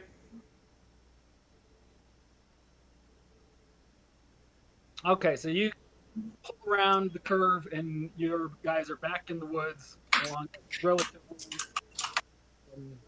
well-maintained road heading south, and you have entered the next hex south of the location you were in. Okay. Cheers, guys. We successfully crawled 1 hex. Yay. Wasn't easy, but we did. No, it wasn't. Pretty sure we could do at least one more. At least one more. I think we can make one more. So we're going to keep going. Can I make a mechanic roll to just make sure there's nothing going on with the vehicle? If you guys stop, you guys could kind of reassess, figure out how your water canisters are doing on the outside, look at the Hummer. Okay, so we're going to do a quick 5-minute stop just to evaluate the damage and everything else and make sure we're good before we keep going. And how do you get rid of stress? What do you do to get rid of stress? Sleep. Okay. It's temporary damage, so it goes away. Right. Got it. When you rest, I understand. All right, so I'm going to do I think it's a tech roll, D12, D10 to just check out the Humvee. Kind of get into the forest and we stop. Get the AT4 put in a better place. I'm just reading here. If you smoke cigarettes, you reduce your stress, but it hurts your stamina. Yeah, exactly. Just like real life. It's great. Yeah. That's a 10 and an 8, so 3 successes. Okay. You see a few little hoses and different things that have been grazed by heavy machine gun rounds, and you can kind of readjust things, tighten things down, kind of the back where pound the sharp edges where the metal of the steel has been blasted through, so there's not sharp things to focus on. You do some basic. The Humvee is back in full functional condition. Maybe a little less watertight than it was before that encounter. Right. Okay, cool. But it seems to be working since the BTR never had any hit successes against you. Right. Okay. So it didn't take any significant damage. Okay, cool. Anybody else need to do anything? Or we'll keep going. Okay. Keep driving. Okay, driving we go. The stress mechanics are actually pretty neat. We don't have to dive into them during the game, but there's a lot of stuff around. You can use command to get them to recover, but only if the person is incapacitated by stress. It's pretty cool. Okay, yeah, you can make them recover. Cool. Yeah. Yep. Okay. It is now, you've gone another half hour or so. And so it's about 5 o'clock or so, we'll say, at this point. And sun's starting to set. And you come to another crossroads. Again, it just looks like backcountry roads. The road has started winding a little bit through the trees, and so north-south roads are not quite as clear as they had been in the past. You do have a sense that you've gone a little bit to the east, away from the river, and so, but it's roughly another not T intersection, but cross intersection, where you can go straight, right, left, which are roughly south, east, and west. You're coming from the north, but it's not straight anymore, and they're not quite as clear that they will stay going the directions they start at, since they have some curves to them closely. And you're in the woods a little bit, so you have much shorter view distances on kind of where the roads go from in front of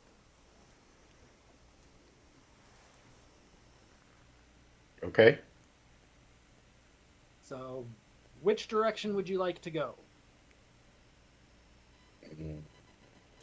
Driver? Well, I mean, we were going south. I don't see any reason not to continue going south. Right. And if it's 5 o'clock, we can probably still see at least the outline of the sun behind the clouds, so we can tell, westward, south, etc. Yeah. Does anybody have a compass? The sun is setting. I don't think anybody had a compass. No compass. So, Okay, well, we need to get one of those. No moral compass. Or magnetic, for that. Yeah. So the one. So, yeah, we keep going south. The most south would be kind of staying straight on your same road, but it does seem to be veering a little more towards the east on this road. I'm okay with that for right now, unless it turns to going straight east. I'm okay with going a little southeast. So I'm going to basically keep my eye out for that. And if I need to make a recon roll to figure out we've started going directly east, then I'll make the roll. Okay. Is the gunner still up top? Gunner's still up top.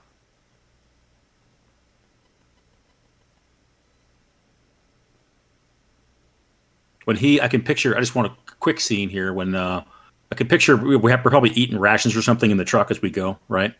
Are you guys? You can do that. You can have a meal while you're going. I don't want to force us to do that. What do you guys think? I think that makes sense. I don't want to stop. There's Soviets all around. Yeah, exactly. Give me a protein bar and we'll keep going. Agreed. So when Smith is down eating his rations, I can see Alexandra up in the she's up in the hatch with somebody's helmet on, just kind of poking and looking, staying low, keeping an eye out.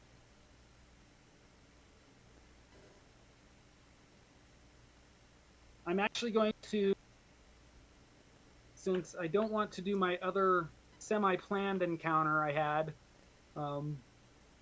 because I want to save that in case Darius joins us, which he might not at this point. But I'm here. Okay. He's been here. He's here. He's Yeah, I sent you a message. he's good to go. Now's the time. excellent. Beautiful. Okay, so you keep going forward, and again the trees start to open up, and maybe 200 meters, 300 meters outside the trees, you see a very small village, maybe a dozen buildings, a gas station that's totally blown up, and that's in front of you. And as you kind of emerge from the trees, are you going to try to stop before you hit the end of the trees?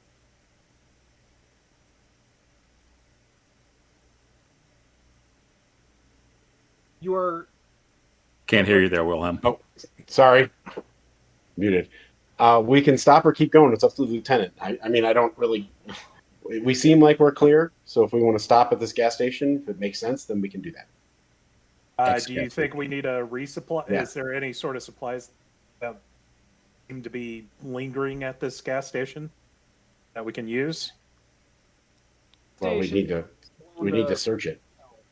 The village does look like the buildings are not caved in. The gas station's all blown up, but the village itself seems to be intact, and there does seem to be actually some fires, maybe on the interior of the village.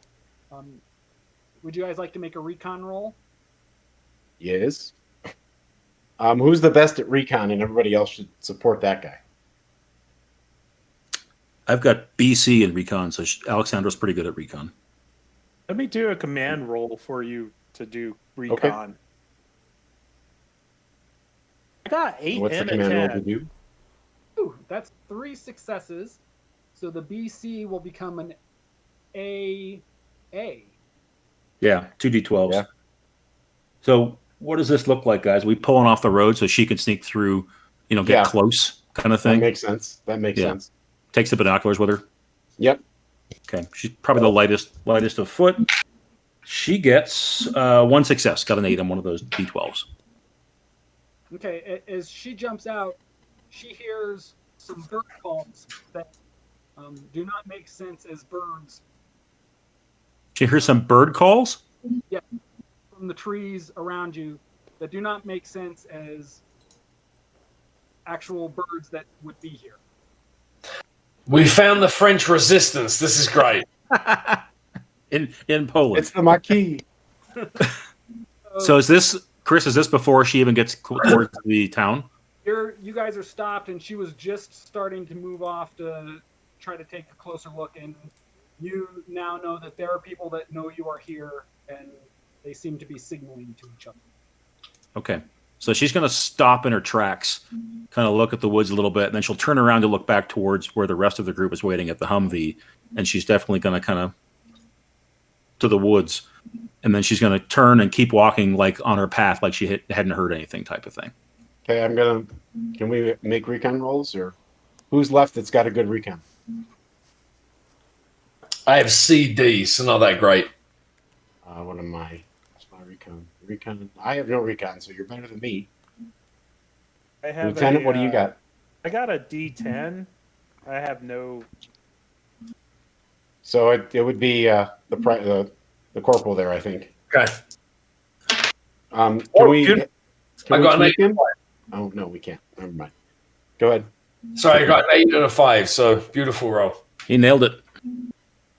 Okay, So is that 8? 1 or 2 successes? it's 1. It needs to be a 10 to be 2 successes. Yeah, I just didn't know what his other die was. I forgot what he said. So the folks at the Humvee also know that you are being watched, and you see some movement in the woods a little further back around you. Okay, I think we get in the Humvee and button up and get ready. I'm with you. I'm ready to drive. Everybody else get your guns out, ready to go if we need to. We don't know that they're Soviets or not, so. I think at this point we're just going to assume everyone's a Soviet, right? Fair enough. Let's not be so gun happy, man. Alexandra, if you keep walking, you hear someone yell in Polish to you to put down your shotgun and to stop moving. Okay, so I was just going to say she carried on like she didn't see anything, right? Is there any way to get? Describe the terrain here? Are there gullies or bushes or anything that she can get behind? You could probably duck behind like some downed trees or different things in the woods here. So as soon as she hears "put your shotgun down" in Polish, she's probably had some bad experiences with Poles as well, right? So she basically goes to ground the minute she hears that. So maybe she turns a little bit, like maybe she's gonna put the gun down, and then she breaks for whatever cover she can, a fallen tree, an old tangled fence line, whatever, and runs and tries to dive. Okay. She dives behind cover. There is no shooting at her. That is good.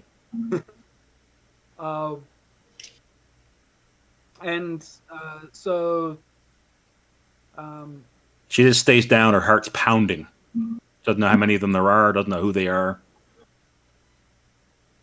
So everybody in the Humvee can kind of see her. She hasn't gotten so far off that she's out of sight. You see her jump to the ground. The folks in the Hummer do hear words far enough away that it you can't make them out. Even as English or Polish or anything, you can just hear that there was talking back in the woods over by Alexandra, and you see her kind of jump down and dive for cover. What did the folks in the Hummer gonna do? I'm ready to drive. So I'm just gonna leave her. ready to hit the button. I'm ready to hit the button and then go if that's what we need to do. But I'm waiting How for an order. attached to her are you, Wilhelm? Like seriously, how attached? I mean, she's always It's back faster there. than attached to Alexandra. I'm very attached to Alexandra. I'm ready to drive to her and then drive away. Yeah, we're buddies. I'll get out of the And I van. kind of glare at you for suggesting that. It was just a question. All right, so if anything gets weird, just drive. Don't look back. And I'll Okay. get out of Fair enough. the Humvee and walk towards whatever's going on with my hands up. Okay, so you exit the vehicle and put your hands up. You still have I got the Private- gun probably strapped to me still. Yeah. You still have Private Smith on the machine gun kind of up above you. But as you get out and kind of put your hands up, you see that there are at least a dozen people in the woods here with you, and you also see some movement in the village of additional people. And some of the people in the woods say, what are you doing here? Who are you? In broken.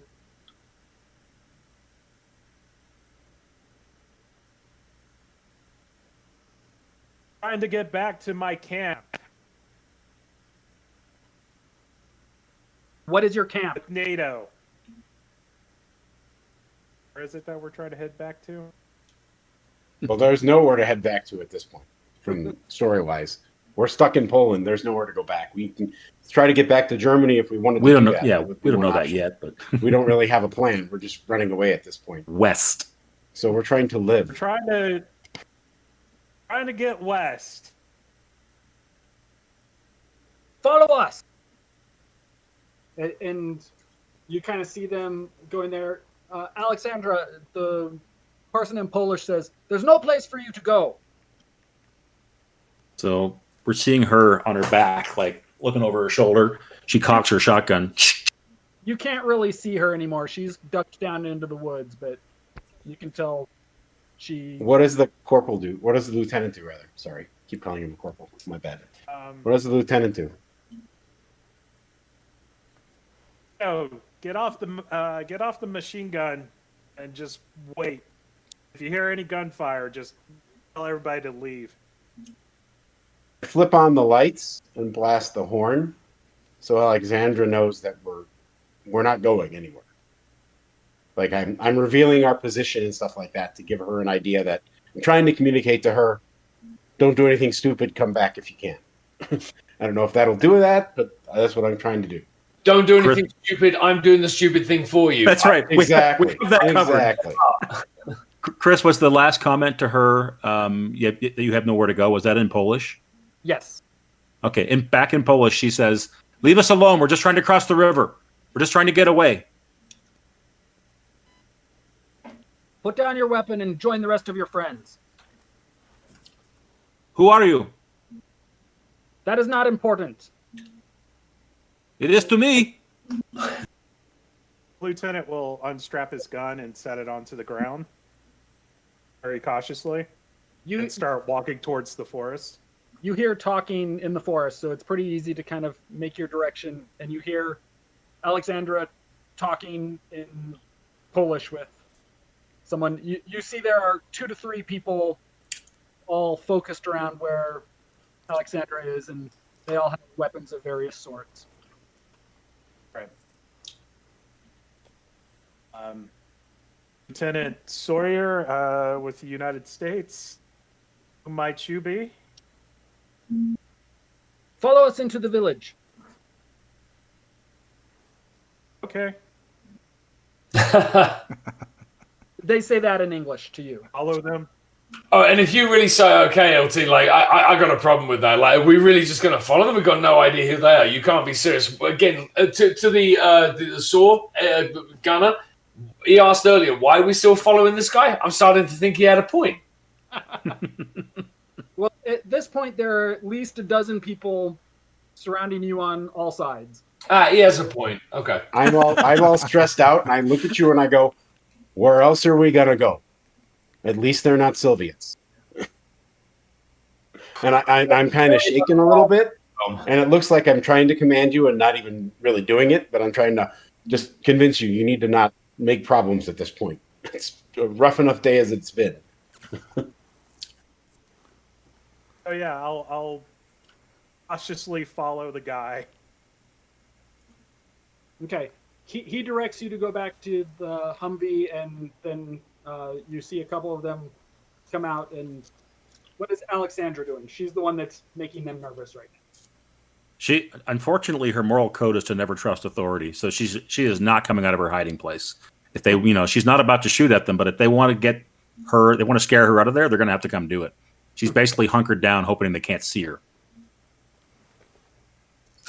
Okay. I use my buddy relationship to try and command her to come back? I don't have command, but I've got an empathy of D6. Yeah, you're 100 meters away or so in the Humvee. So one of the 3 that are kind of surrounding Alexandra tells Lieutenant Smith to go back to the Hummer. I'm taking the girl with me. Hummer. That would be best, is what he says in English. All right. Come on, Alexandra. Let's go back to the Humvee. Give us a command roll, Quincy. She's hard to get out of there. Can I make a command roll too? And with using my buddy, I think that would give me a +1 dive, and I'm not positive that's how that works. To kind of tweak him. And start making I got 2 successes. Okay. Never mind. He did it. He did good enough. So she's gonna she'll poke her nose up and just sort of see where the lay of the land, where the people are, and I think she'll eventually just hustle back straight towards the lieutenant, not looking at the other guys, just trying to get there as quick as she can, staying low, kind of thing. We don't know who these people are, Lieutenant. They may not be your friends. Trust me. Okay. She gets back to the lieutenant. Do you guys head back to the Hummer? That's where they told me to go back to. When she kind of comes out and rejoins the lieutenant, you can kind of see them relax a little bit. They still have you thoroughly surrounded and at a bad tactical position if you were to try something, but you can tell that since you seem to be complying a little bit, they're relaxing a little bit as well themselves. And so once everyone gets back to the Hummer, a couple of them kind of lead out and start walking down the road towards the village. Do you guys follow in the Hummer? I'm good to go. Yeah. Do these look like civilians with that are armed, kind of partisan types? Yes. Yeah. They have a mixture of weapons, a number of AKs, a number of M16s. The AKs are probably the most common, but there's a couple M16s. A couple of them have RPGs, and they seem to be actually fairly well trained for what you would expect civilians to be. So you can tell that they're a real fighting force, and that had you tried to engage them, probably things would not have gone well for you. Alrighty.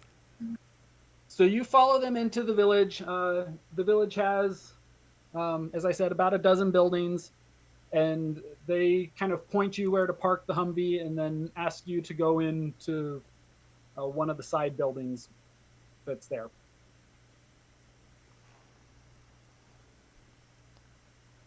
Like, All right. one you all need to meet.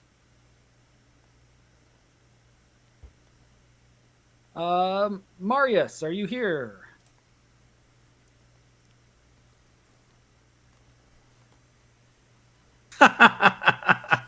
Very nice.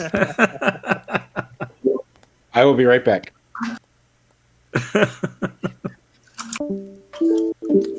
Bonus points for you, Marius. Oh, we lost the. Oh, Yes, absolutely. Lost the game. Where's the rubber boat? Nice. Yep. I'm going to take a 2-minute break as well. I'll be right back. Excellent.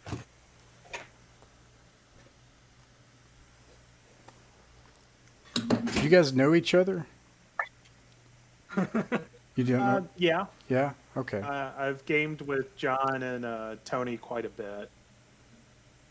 So this is a group that's based in Denver that's mostly kind of geared towards like one-shots and stuff. So there's another like generalized like Facebook group for role-playing games in Denver, and I met Quincy through that, and he invited me to this Discord server. And because the world's remote at the moment, I've found more gaming through this group in the last year than I've had in literally the last 30 years. It's been awesome.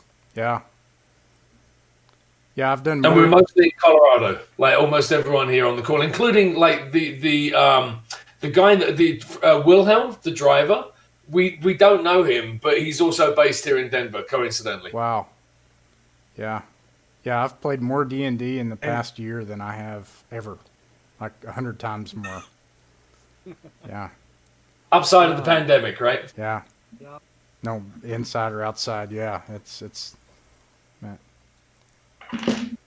It's been nice for me too. Like I joined because on that Colorado RPG Facebook group or whatever. Likewise. Seth posted the Apocalypse World one shot here a month or so ago, and so I joined here for that. And I'm up in Fort Collins. Okay. So it's been nice to find this little group. That's great. That's a pretty good one.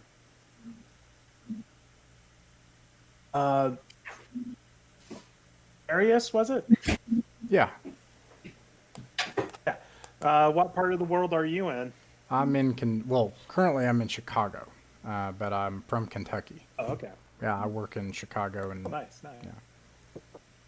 So Darius, you know, you've been getting reports from the partisans that you've been working with that they've grabbed a group of Americans and they're bringing them in. So you can either let them come into the building or you can exit out of the building to greet them, depending on how you want to meet these folks. Can I ask a few questions? Yeah, go ahead. What is my mission? Disrupt Soviet rear areas.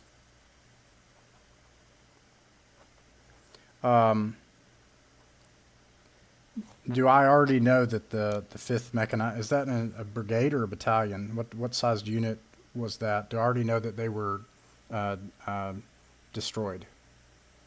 Not really. So you were dropped behind enemy lines about a year ago and have been working with the Polish resistance here in Soviet-held areas and do not really know what's going on with Operation Rebel. Rebel? Is that what it is?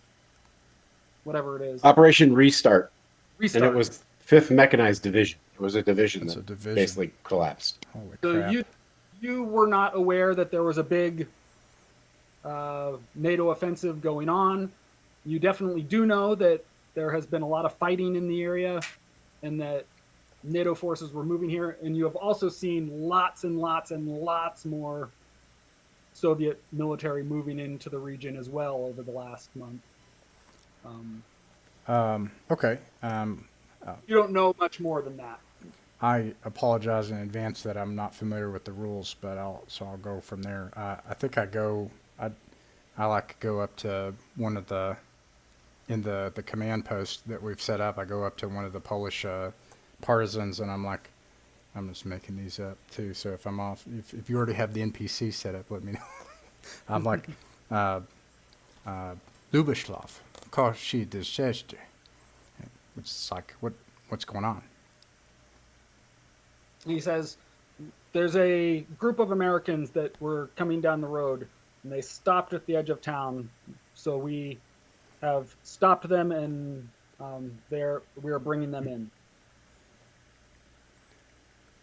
Tazima Trucha Juko. I'm like, these probably won't last long either. And I go out and I go to talk to them. Okay, so as you guys are parking the Hummer, you see the door that they were motioning to open out, and describe yourself, Captain Rodriguez. Jose Rodriguez is a short man from Beaumont, Texas, who's probably 5'1". He's got just simple winter gear on. It's not a U.S. Army uniform or fatigues or anything like that. Actually, I guess he's got fatigues. It says here he has a flak jacket. I can fluff that. He's got a helmet that I wear at my side unless I'm using it, and a little bit of gear, but he's equipped very lightly. A short man and thin, and he's got a long rifle, an M21 sniper rifle, and a pistol at his hip. So as you exit the building, do you say anything to the folks in the Hummer? Do I see them? Yes. Okay. Yes, and you know that they're Americans and that your colleagues have brought them in. Who's in charge? I guess I am. guys Who are you? Is Mark Sawyer, is he wearing a uniform with insignia? Yes, the Yeah. 5th Mechanized folks Okay. are with Okay, when I see that, and I'm like, we'll need to do better than guess, LT. Did you guys not read your command and signal part of the op order? Well, the entire structure of command has decimated. So Our last- I am defective. Our last order was good luck, you're on your own. So Yeah, I'm just shitting you. I don't read that stuff either. It's useless. Well, y'all are probably freezing and you're running out of gas. You all want to come in? we would appreciate it. Yeah, come on in. And Thank you so much. we go back inside the command post. Okay. Right.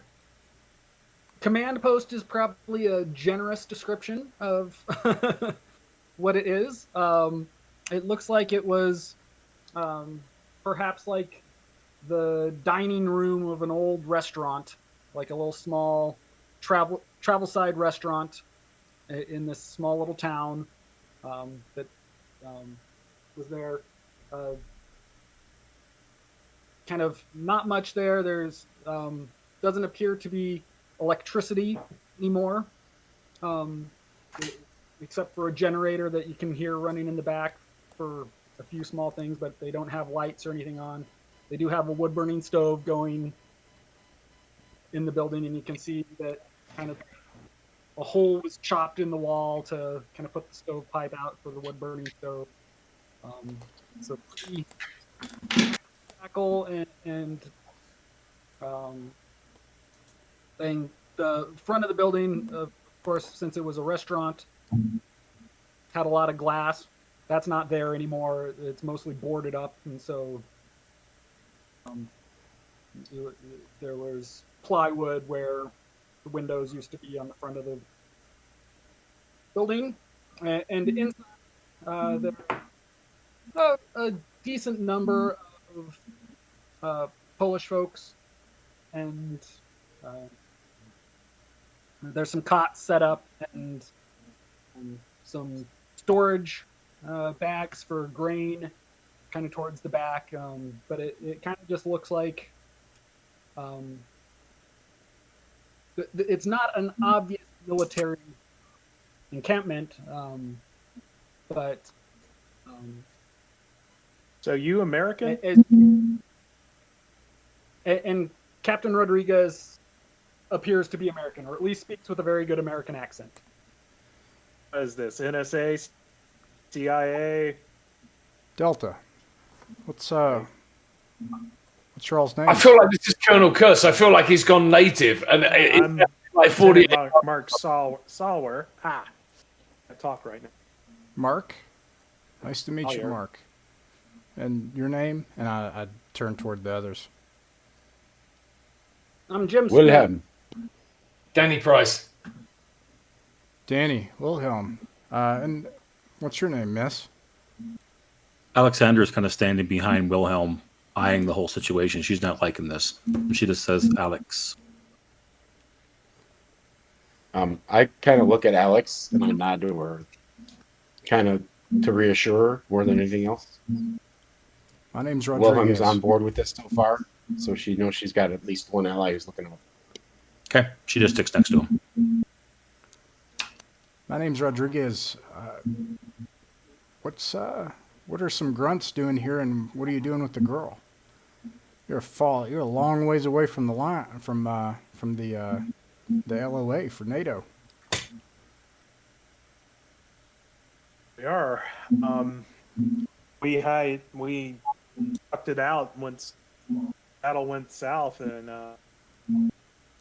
yeah, now here we are. Battle? What battle?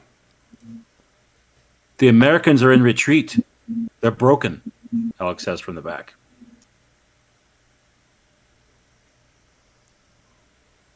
What unit are you with? And I look at their division patch on the. Let's see. Okay, so they're with the 5th Mechanized Division. Okay, I would recognize that then for it to be an entire division. The 5th Mechanized. So where's your unit? You're looking at it. The entire unit.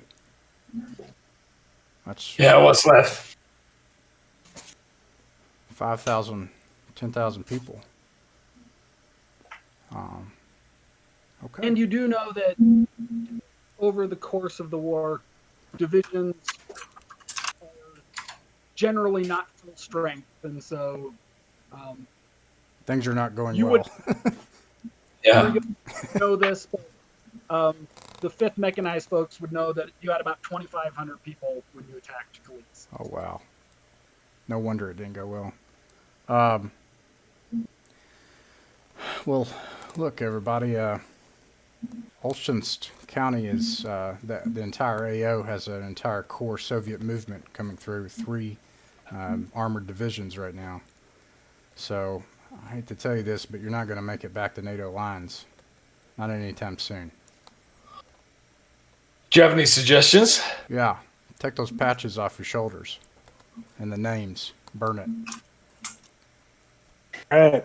We haven't exactly heard good things about what happens to people that the Soviets take. It might be followed as well. And Mark is going to rip off his name patch and the American stripes. Had a run in with some Soviets on the way here. Shit. What does Smith do when the stripes come off? The gunner. He pulls his stuff off as well. Okay. Now that he has permission to go, say screw the military, that's how he's taking what Captain Rodriguez is saying. I turned to one of the Polish the partisans. I'm like, just chapcha, which is like we're revealed. Pack up and cache everything and hide So it. you see a couple of the Polish guys kind of go back to the side, move aside some bags of grain, open up a cellar door, and they kind of jump down underneath there. You have a small supply cache that is kind of buried under this building. Can't really hide a bunch of people there, but you can hide your weapons and stuff there if you need to. I think that the county has some forest to the west. That's probably the only place we can go. I say in character. Out of character, so my moral code is only those around us or only those around me matter. I survive by completing just the next mission. So I probably say that to everybody. I'm like, look, I know that you're probably cold, hungry.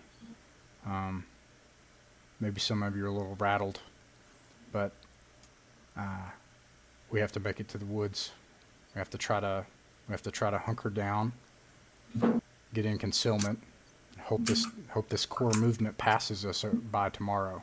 We have to stay in concealment, and we're not making it back to NATO.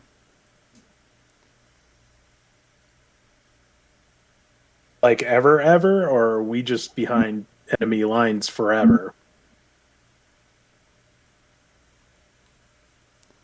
I mean, we're facing the Soviets. They use echelons. So the core movement is going to move through next week. Its supply train will move through. The week after that, a core behind that. NATO brings down that core, there'll be another one. That's how that's going to be. So this is going to be life for a while.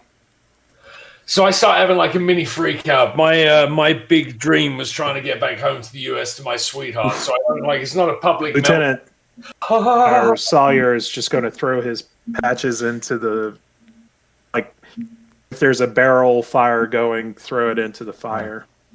Stove. I have my Zippo. I plan on just burning them by hand, like aggressively, like right down to the nub of my fingers. I Wilhelm yell, does the I'm same like, thing. Ugashtek, Ogandian, which is like, put that fire out. And I'm like, put the fire out. God. Stamp. Like I'm taking my orders from the man that just trapped me here in Europe. All right. 5 years. Done. Chris, while this is happening, On the stove.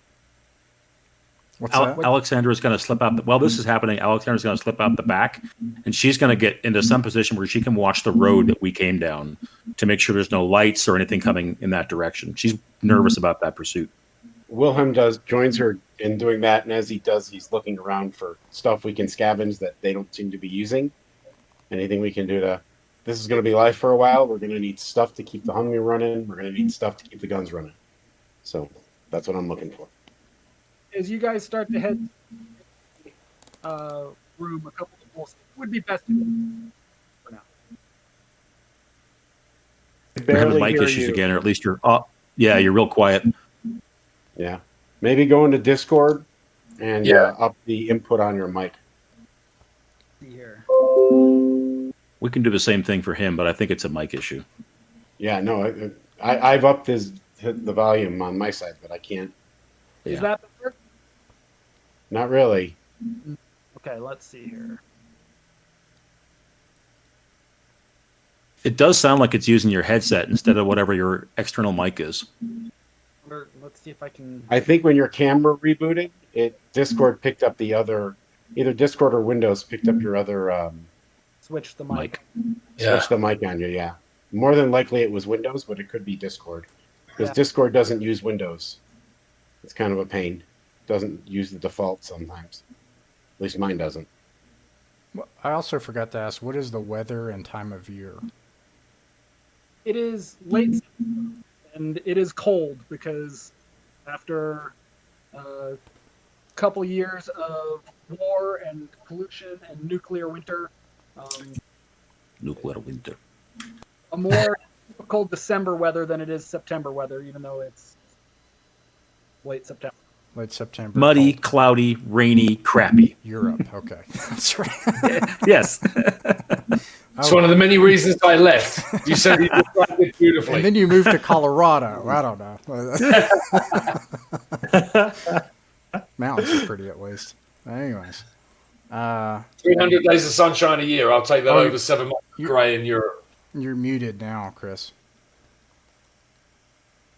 It looks like Yeah, we can't hear you. it doesn't at look Yeah, like a Chris. Discord mute. It looks like the mic output has stopped. There it goes. There we go. Okay? Yeah, it's still soft, but now I can hear you. Okay. Well, I'll just try to make a point of being Speaking loud. up. Yep. Yep. So you can tell the Polish when Alex and Wilhelm tried to move away. They are still watching you and don't totally trust you guys. Rodriguez mutters, "Smart people." They Because do I see trust- them go when they watch the road. That's what I noticed them do that. Yeah. Yeah, and so they do trust Captain Rodriguez, as you've been kind of providing this group of about 20, 25 Polish resistance fighters for the past few months, and so they're pretty good and stuff that they demonstrated outside were because Captain Rodriguez has been training them as such. And so a couple of them for some bowls of broth soup. Not a lot of meat or anything in it, but it's warm. They hand each of you guys. And so it's after all the introductions, it's now about 8 o'clock. You can see folks are starting to get ready to shut down.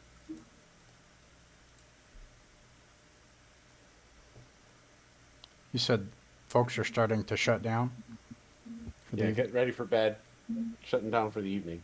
You still have a watch, different things, but folks are getting ready for a night. Okay. You don't have a preparation planned for the evening. Okay. So we're staying in the town. Yeah, you're based in the town here, Captain Rodriguez. You don't necessarily have to be. If you gave them a target or something like that, they probably would follow you. But this is where they live, and Okay. so there's other civilians in the town as well that are supporting you. There's farmers and families and different things, and you have about 25 fighting men. Let's- It's about half and half. So We've got Alexandra and Wilhelm. Who has the saw? The machine gun? Tim Smith, who I've been playing. Oh, Smith. Yeah. Okay. Easy. Do we have communications, or are we using runners? Like we don't have are we real primitive? We don't have like radios No and stuff. comms. No comms. Okay. We do not have any comms, and I don't believe the unit does either. Although, Lieutenant Sawyer might have a radio. I do have a radio. An old. So- But he also said this place has been. I haven't, so I just was assuming that the radio didn't work. Okay. If we don't have another radio. Radio and see what news you could get. All right, yeah, I'll flip it on, see if it turns on. So it's mostly static, not a super long-range radio. You're only getting maybe 40, 50 kilometers range at max, even though it's a relatively it's a platoon-sized radio. Right. And so occasionally there's some static of folks either reporting contacts or asking if anybody's out there. Do you answer any of those things, or do you not transmit? I don't transmit. I don't want to give away the location to Rodriguez's base. You definitely, there's nothing that sounds super clear and nearby, and nothing that is particularly interesting. But like some folks are trying to make their way to the 3rd Armored Division south. But that's the main rumors here. Occasionally you hear stuff about Operation Restart, and but no one seems to really know what the objectives of that were. And, That tracks. Yeah. And so, not a lot of useful information, except that there does seem to be a few other NATO units in the region, and some of them may be trying to go south to the 3rd Armored. So should we, and just looking at everybody in the camp, and it's like, should we start heading south tomorrow to the 3rd Armory? Know anything about that, Rodriguez? Well, out of character, he would not, definitely. He would definitely not. He's been in deep for a long time. Well, I'll just answer it. Now, 3rd Armored Division, is that your adjacent division? Are they still have unit integrity? Are they in the fight?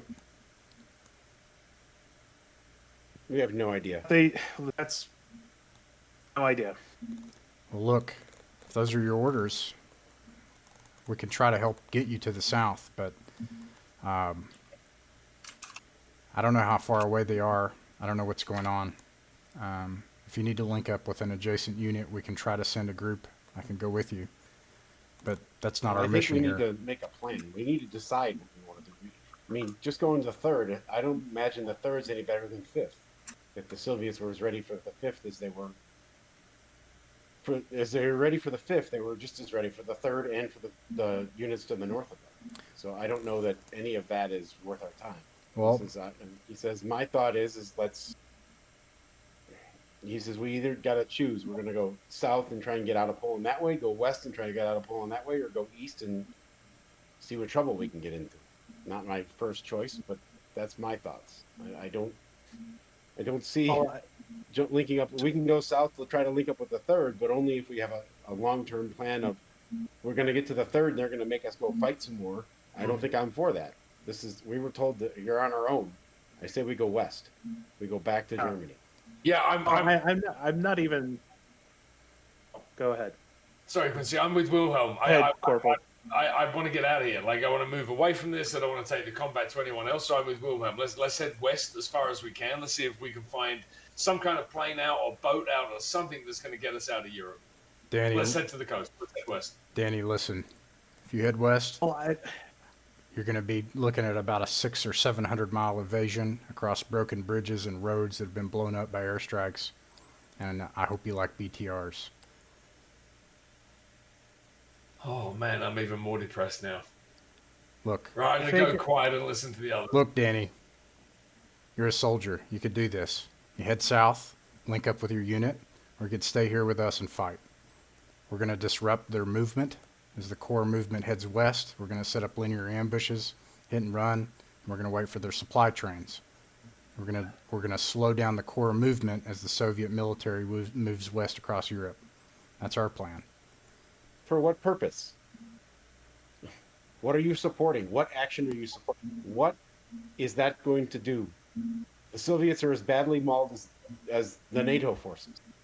You're running around doing a mission that will benefit no one. If you want to benefit someone, help these people repair their town and build a wall around it. We're not doing any good harassing the Soviets and killing more Soviets when there are no Soviets. There is no Soviet government. There is no German government. There is no U.S. government. You make no sense. The Polish guy jumps in and says, the Soviets came into our village. They were not. We've killed more of them than you ever will. For what purpose? How has that helped you? They do not. We protect our own. When they're busy fighting, then they do not take our food, hurt our women. Say again, you keep saying that you've killed all these Soviets. He wants to go harass the Soviets. Everyone, he wants to fight the Soviets. Let's go join the Third Army and be John Wayne. For what purpose? How does that help us? He doesn't get home. You don't get home. He doesn't get home. You want to die in Poland? Then die in Poland. I have no interest in dying in Poland. I want to find what we can find, build what we can build, and get back to Germany or get back to someplace that's safe. He says there is no more. I think Germans said 50 years ago. I like kind of grab Wilhelm. I'm like, listen, Wilhelm, there's no place safe anymore. Yes. It's over. It's over. Germany's destroyed. Everything's in ruins. And so is Poland. And so is the United States. So why are we fighting? And so is Russia. So why are we going to go fight the Soviets? The best that you have right now is to hope that Soviet soldiers don't line you up, strip off your clothes, and shoot you in the back of the head. Well, the best I have is that when they come to do that, I will shoot them and kill them, or they will kill me. But I would prefer to not do either. Well, I would prefer to go west or go south, not join up with the Third Armor to keep fighting a war that makes no sense. The Soviets but to have a plan. Don't care about your preferences. And that's what we're doing The Soviets here. don't have a plan either. So if you want to help these people, Wilhelm, then you'll delay them, and you'll keep them from moving through the countryside and destroying all of these villages. That is how we will help. I understand that. But if you want to, but the only thing that you can do is take care of these people here. And I point to all of his comrades. And I don't have a problem with that. What I have a problem with is sitting here and attacking the Soviets for no reason. I look at the lieutenant and I say, give me the radio. Let's see, does anyone speak Russian? I'm sure a Polish person speaks Russian. Let's see if we can get some intelligence as to what they're doing. Let's have a plan. Let's not just say we're going to sit here and then go south to the Third Armor so we can keep fighting the war. I take the radio and I destroy it. Wilhelm. Plan is before he goes. Well, wait. He said he's going to try and destroy. So to go to the third division, it would try to meet up with the people that are going to the third division. Maybe we have better luck with numbers. But then, when we join the third? If we join the Third Armor and they're still a unit, are you continuing to fight this war that's already lost? That's my question. Get there, and there's a general there who wants to keep on fighting the Soviets like this crazy man. Is Wilhelm a German soldier, or is he? Yes, I am German. Oh, interesting. And the guys are really not liking him. Is he a? Yeah, and by the way, I looked up this town. Do you know about this town? They fucking hate Germans big time. It's like a thing. Oh. It's like a whole thing about this town. Right now they hate the Russians more than they hate me. That's true. I would imagine. It's like a whole thing, really. I looked it up. I'm going to be looking at the lieutenant, like, for some guidance, right? I'm just young, some young kid, right? I have no idea what to do. We've got the German arguing with the what's again Colonel Curse from Apocalypse Now. Off like that's what you seem to be to me. So I'd be looking to Quincy or looking to Lieutenant Sawyer, just like LT. What are we going to do? Are we following this crazy guy? Are we following that crazy guy? Or are we going off on our own? That's And about all right. I want is I think to we pick need up to the go- radio and see if I can find something about the Soviets. And if I go to do that and he tries to destroy the radio, then we have another problem. So I'm not going to try to destroy the radio. I think we need to reach out to the other NATO people that might have survived the 5th. I think we need to probably try to ease our way down south. And if we're looking to get out of the battle, then go around the war, essentially. Is it a PR 117, PRC 117? Is it just says radio set, or what? It's just like a radio set like this big?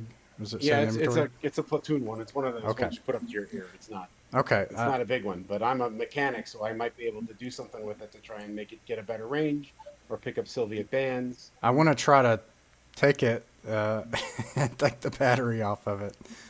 And while I do that, I say, "Listen, you idiots! Okay, but I'm, The Soviets, That's the thing. If you go to try and do that, I'm going to try and. the So, Soviets have just electronic warfare. They're going to zero in on the receiver signal. So Yeah, they're not going to zero in on anything. They're not viable. No one is viable. The world is over. You're fighting a war that died 5 years ago. You are not checked into reality, John Wayne. Captain Where? Rick have his degree in electrical engineering from his college days. oh, I didn't know that. ROT. Texas A&M. I didn't go to. I didn't go there, but he's from Beaumont, so I don't know. Chris, So you- where's this conversation happening? It's right in front of everybody. As far as No, but I mean, is it inside or is it spilled out? Because Wilhelm and Alexandra had left, but maybe you got pulled back in. Just give me a little bit of where it's happening. It is still happening in this little restaurant. Okay. Former restaurant, and if you try to leave the pole, Okay. Or keep recall, Alexandra had gone outside to kind of check on the road and whatnot. I think Wilhelm was coming with her, and then maybe got pulled back into the conversation. that's, I think, what happened. So I'm not Yeah. outside. Yeah. blocked you from leaving the building. Say one more time, Chris. Yeah.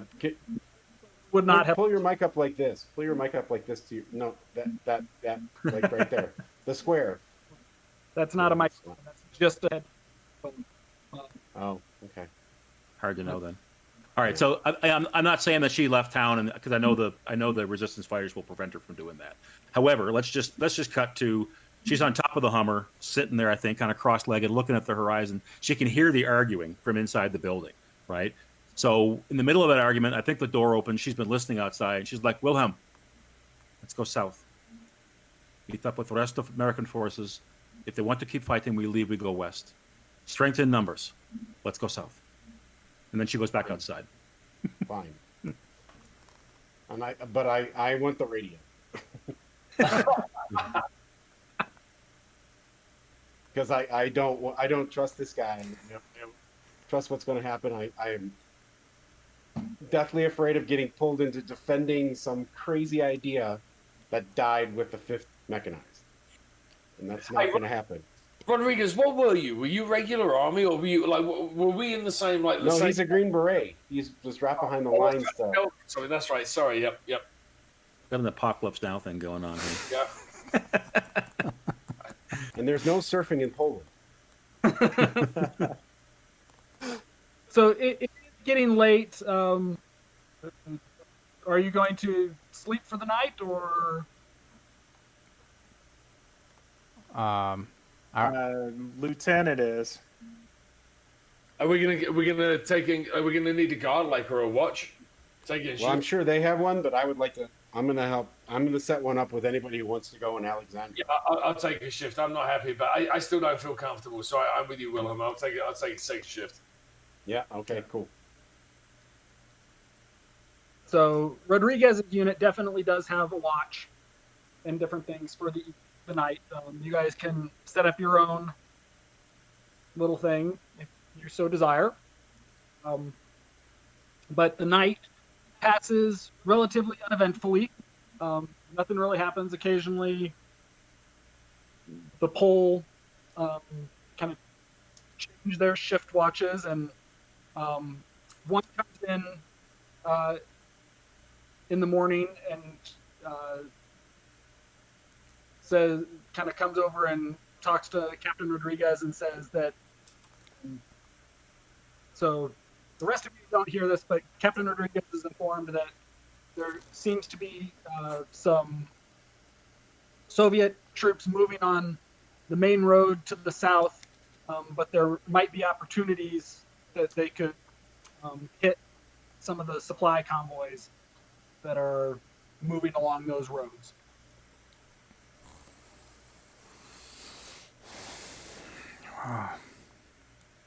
We've got our mission to do. We've got to do it. So you can try to recruit these folks to that, or Lieutenant Sawyer and company can decide what they're going to do. It's now about 6 a.m. Sun's starting to come up, and folks are starting to move. Some of the folks in the village are going about doing village sorts of things. What kind of weapons do these 25 people have? Small arms, a few RPGs that have been scavenged. You have a couple light machine guns, but light infantry weapons. Light infantry. I asked for in the report, what's the size of the Soviet unit? Do they know what unit they're from? Where are they currently located, and when did they see them there? So this was kind of two fellow Polish scouts that had come back to the village, and they report that the Soviets seem to be moving in platoon-sized units, and supplies are moving towards the bridge that's south. Let me see if I can pull up the map. So the bridge at kind of just to the west of Capono is still somewhat intact. It's taken some hits, but the troops are moving along that road, moving east towards that bridge. Soviet troops headed east toward a bridge to the south. West. Oh, they're headed the west. They're to the south, headed west to a bridge. Do we have something like explosives or anything where we can take out the bridge? You could potentially, from at least your prior, when you were dropped in, you weren't instructed to destroy too much of that infrastructure, because the thought was that NATO forces would be using that as they tried to liberate Poland from the Soviets coming through. So blowing up bridges and stuff could impede, for instance, Third Armor if they were trying to kind of get through. They probably hope have their own engineers, but you never know. Does Wilhelm hear any of this, making this plan, or is he outside? Which is fine if he is. I'm just asking where I am. Some of this is background info that Captain Rodriguez has. Okay. Any of the discussion would have been in Polish that the scouts said, and they wouldn't have said it around you guys. So Okay, that's fine. But yes, you would not be inclined to blow up the bridge, but anything going that direction. Okay, I go to Mark. I'm like, morning, Mark. How'd you sleep? Like shit? How's it going? Yeah. Shit? Okay. What do you need, Rodriguez? Well, I see an opportunity. You can't stay with us. You're going to reveal our position. I'm sorry. So I think you all should head south. You can head west if you want, but you won't make it 2 days. But it's up to you. We're headed south. We're gonna disrupt about a company-sized Soviet movement. I'm sorry, out of character. Are they in the report? They're a mix of mechanized and infantry, or is it a light infantry dismounted, or? Everything is Just there's a no ramshackle mix at this point because everything's just an utter mess of whatever they can find. like an armored battalion might be 12 tanks. Right. Uh, Yeah. But so like the 2,500 people that were part of the 5th Mechanized, about 500 of them were horse cavalry. Oh my God. I'm sorry. So I'm sorry. I may have really misunderstood this. Horse cavalry. Okay. Yeah, I mean the world. Well, you know is where they destroyed. found There were limited horses, though. nuclear strikes. I figured we Also- would have eaten the horses by now with what you know. But okay. Okay.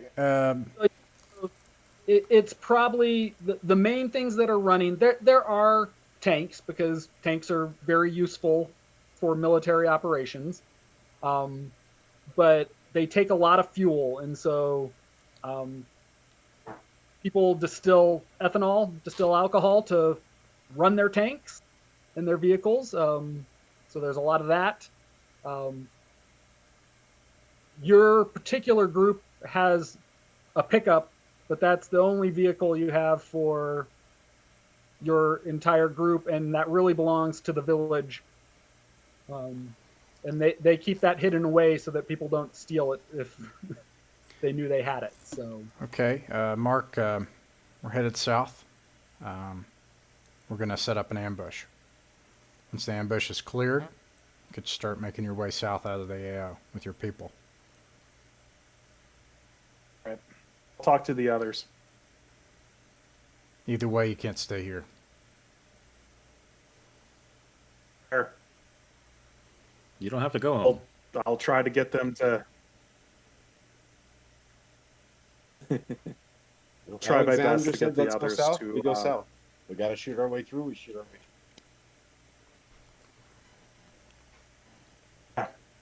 if we help them the ambush, maybe we can get some supplies off of that and just fuck it. You could take some of the supplies. Not a bad plan. I'm all about getting more stuff to help us succeed, so that's fine. You could take some Soviet uniforms if you're trying to do an invasion all the way to the 3rd Armored Division.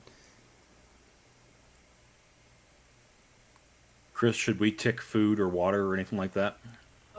So the Polish folks gave you some food that night, so Cool. you didn't have to use any of your supplies last evening. Okay. Excellent.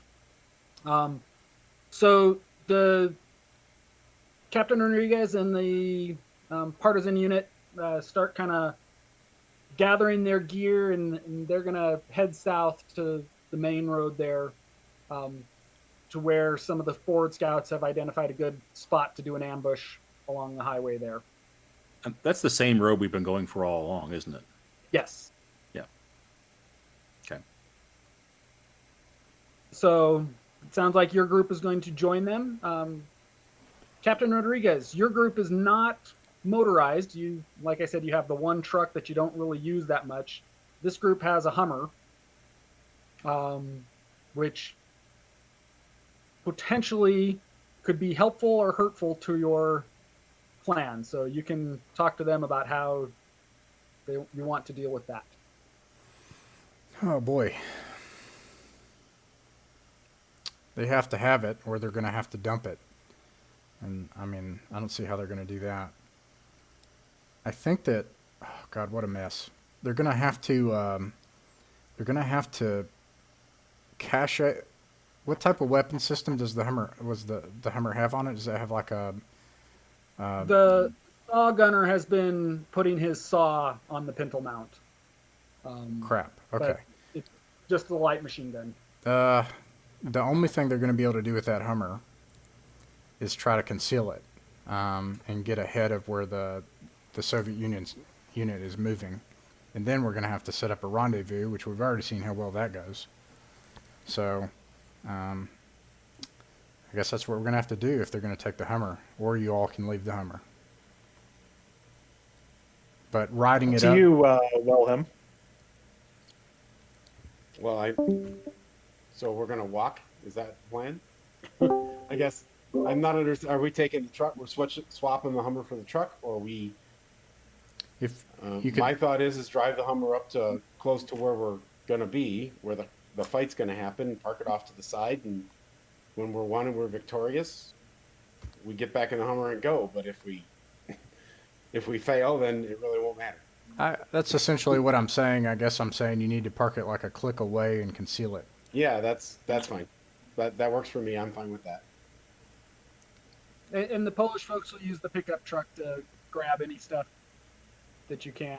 If you want to do some of your fancy driving there, swap That the didn't work Hummer out so out for great a last Soviet. If we can do it, great. I mean, if we end up getting another vehicle, it's better than the Hummer and more protected. I'm fine with that. Then we can raid the Hummer for whatever parts make sense and move on. I'm fine with that. Okay, so you guys make your way south.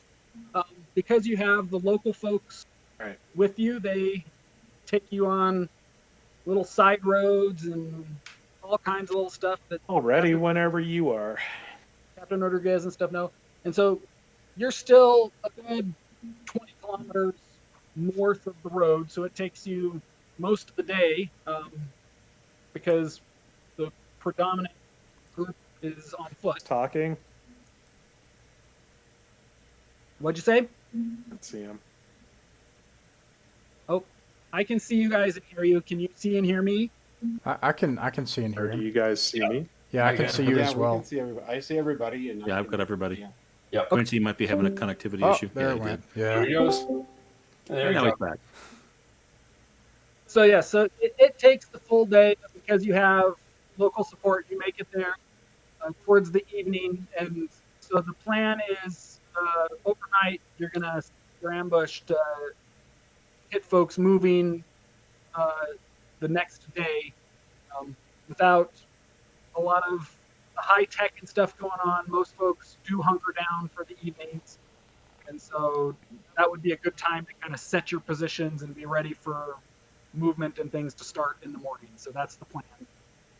I would like to use my night vision goggles and identify 3 firing positions because that's all I'm good at. So you probably do have the best.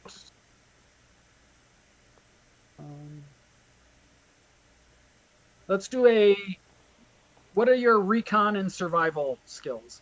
Recon is a C and survival is a D. So we'll let you use. Let's actually roll them both. Okay. Your intelligence is a B, also, right? Yes. Okay. So roll a BC skill check to set up your concealed firing position. Okay. BC. That would be a. I'm not making this up. That is a 12. There's the 6. And Okay, you got. Do you 6. guys use tactile dice? Or do you? Yeah, Okay. we're I didn't rolling know the if- dice. Okay. I didn't know if you did like a. So you rolled 2 something. sixes? Mm-hmm. Okay. Each dice is independent. They don't add up. But a 6 Ah. and a 6 is 2 successes. Okay. So that's very good. You had 2 successes.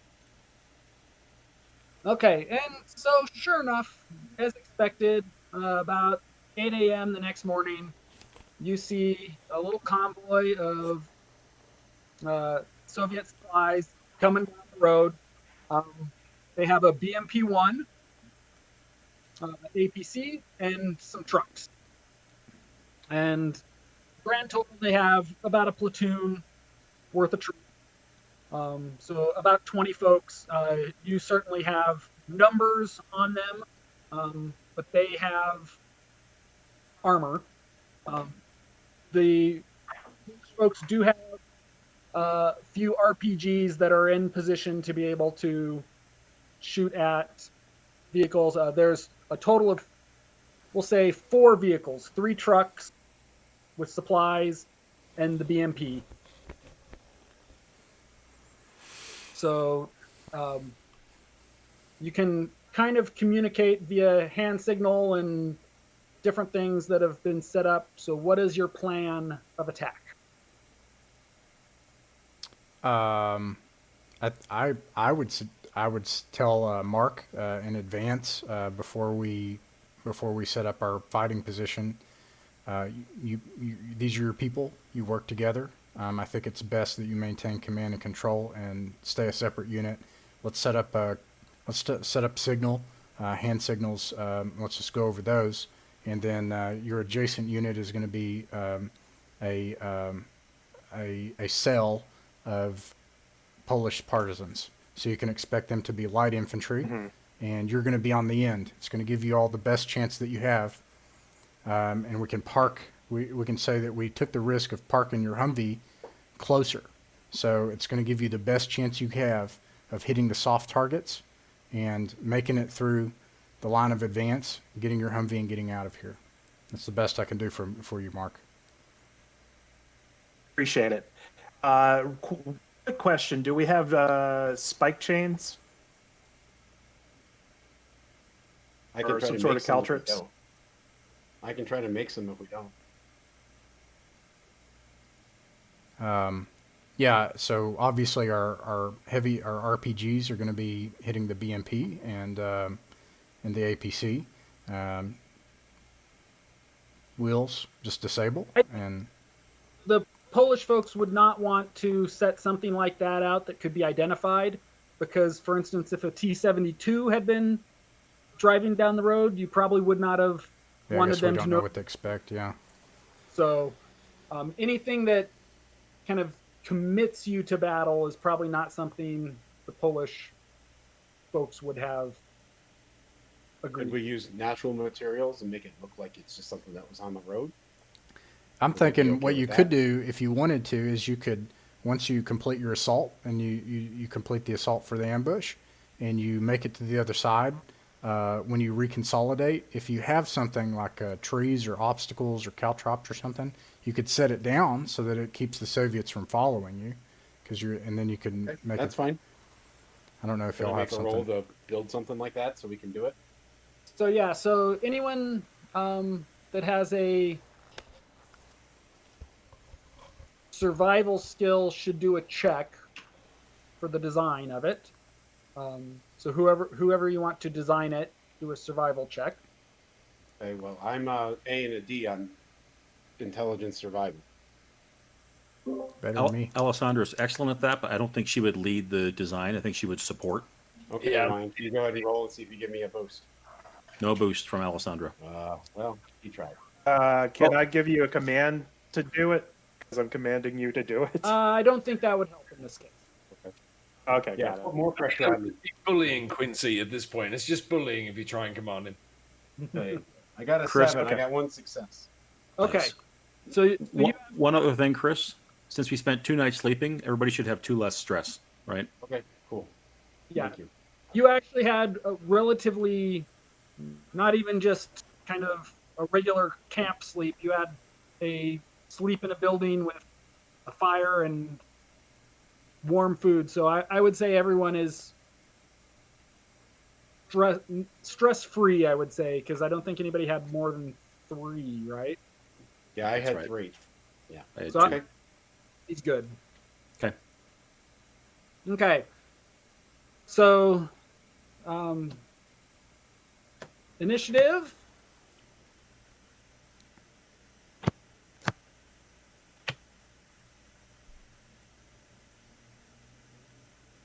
So the first actor. Well, let's see. So you guys are actually working from ambush. So we need to see if they can effectively recon you. And you said you had 2 successes. Yeah. Yeah.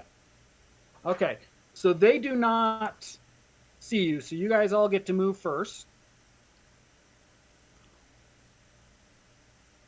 And so first mover is Captain Rodriguez. Okay. So you get to start off the festivities. All right. Once the column, so they're on a road, right? And we're setting up a linear ambush on a road with the column is the idea. Is that Yep. kind of what we're seeing? Relatively moving down the road. All right. We give the signal to fire for the RPGs on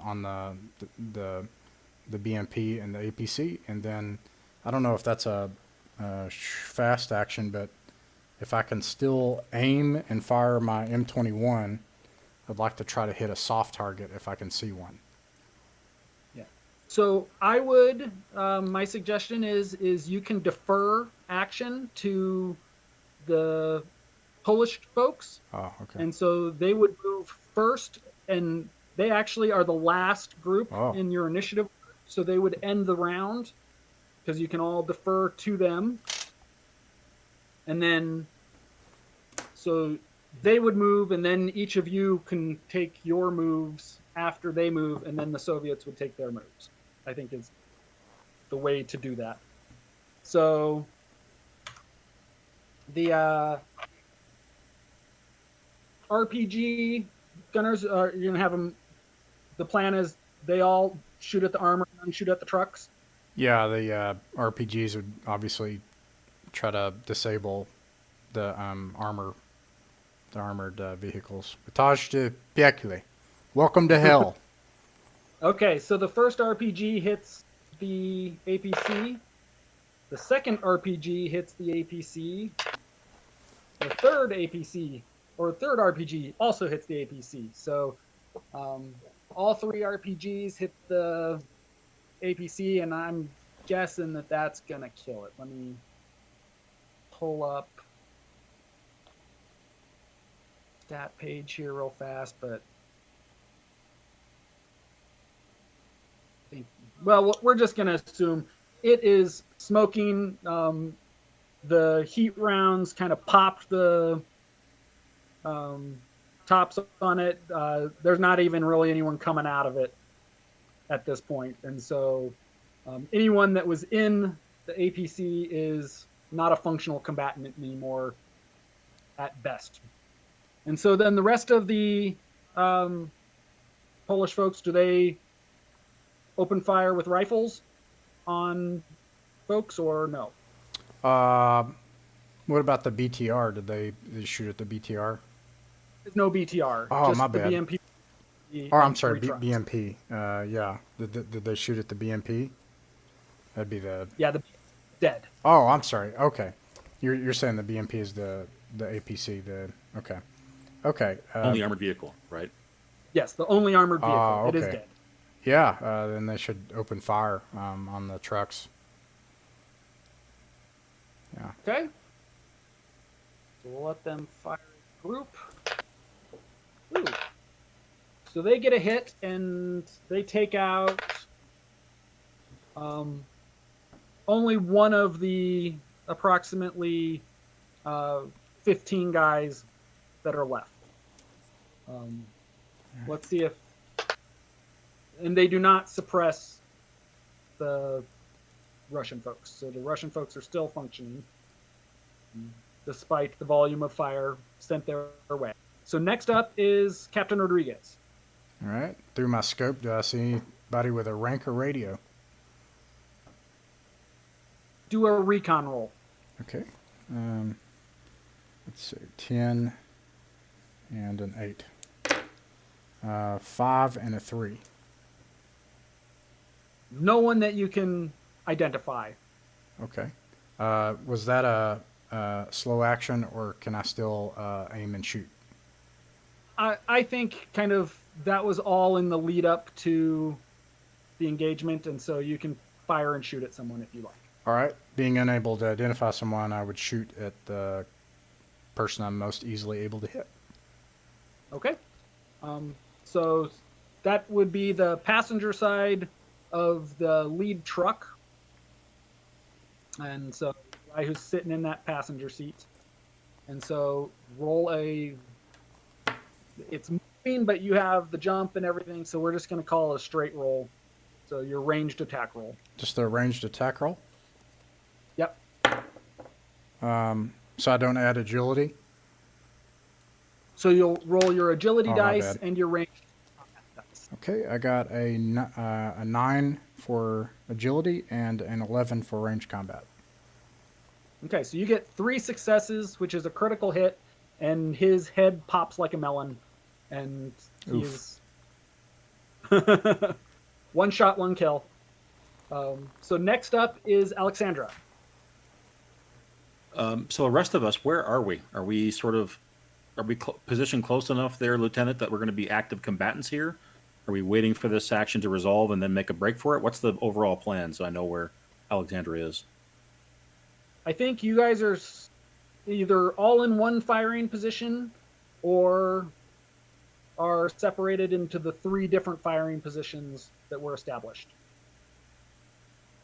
So you guys let us know. Let me know. Do you want to be in the same one or paired off or? No, we want to be in the same one so that when our moment comes, if we want to break out and get to the Hummer, we could do that. If we're all spread all over Okay. the place, we won't be able to do that. So I'm going we'll to just- have brought the bag of grenades with. Okay. Bag of grenades. Yes. And Chris, Bag are we of grenades. are we close to that bridge, or are we still quite a few miles or clicks from the bridge? You're maybe 3-4 miles from the actual bridge, which you would guess probably has other Soviet units there, probably stationed Okay. at the. So But- Alexandra's whole perception here and her whole aim, she wants no part of this assault. She's basically waiting for the moment to get across the bridge and use the chaos of battle to kind of, make their break type of thing. She also has a shotgun, so she doesn't have a very effective weapon to attack at range. So I can see her basically popping just her eyes up from wherever we're hiding, doing more or less overwatch in case somebody comes this way. So she's not going to be taking a shot. She's just going to be keeping a lookout to make sure none of those Soviet, soldiers are coming over towards where they're I'm hiding. not great at range combat either, and I've got a submachine gun, so that's not really my role. So I'm basically backing her up and basically looking for anybody trying to get around us on our flanks. That's what I'm kind of with Alexandra, looking for someone who might get around on our flanks that we can protect the rest of the group while they're doing the long range stuff, and then making sure that the Jeep, the Humvee, is in good shape so that we can get to it when we need to. Okay, the next person in order is Lieutenant Sawyer. So what are we seeing? Like they demolished one of the vehicles, right? The front. Yeah, so the vehicle is dead, and it didn't even open its back door or anything. It's a smoking hulk right now, and there's nothing coming out of it. It took 3 different rockets, so it's there. So there's 3 remaining trucks. They're just kind of basic deuce and a half military trucks, Russian or Polish or whatever version. It doesn't really matter that much. Whatever they could scavenge together, and each one has 2 people up in the front cab and 3 people in the back with the supplies. So there's 15 Russians. All there. right. So The front one does not have a head anymore. all right. So I'm going to go for one of them and roll a frag grenade underneath the cab. Okay. So Like that run out, roll the grenade, and then run back into the bushes. is grenades heavy weapons? I don't think so. I thought it was an agility, like a thrown weapon. Ranged. Ranged. Okay. Exactly. Okay. So yeah, so do your ranged grenade toss. Okay. What do I do with my?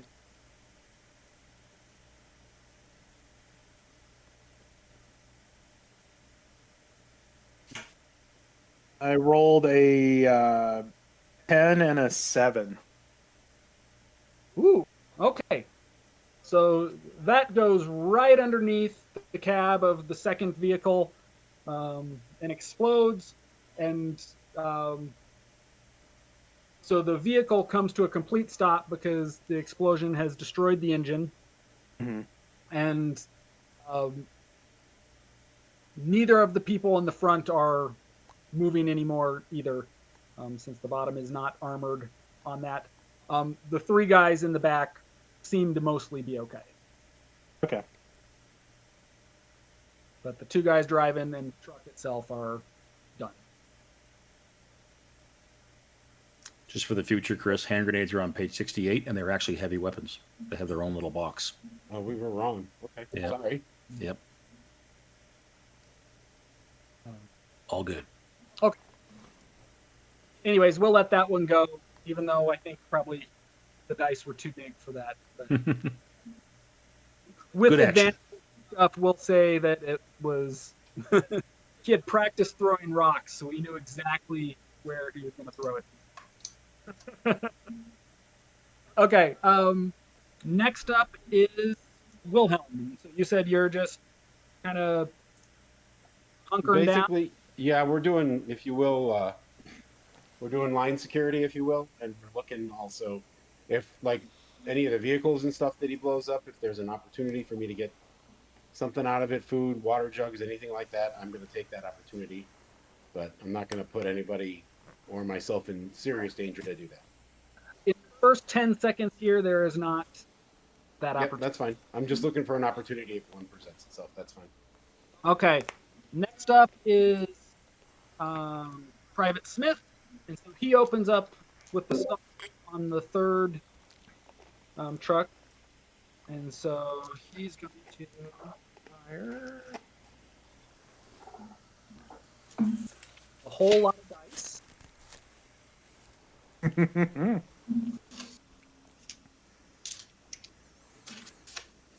So that's one hit. So he hits one guy, wings one guy. And so and suppresses the third vehicle. And managed to score a hit on one guy. All that guy still. But the third truck is still going.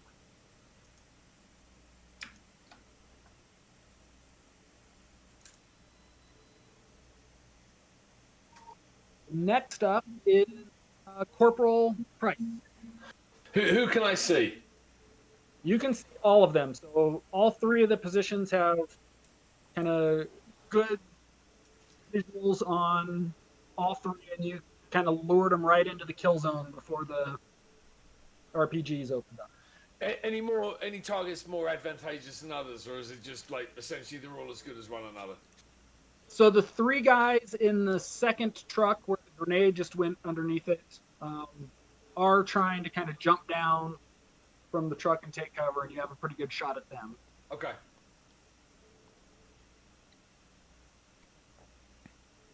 So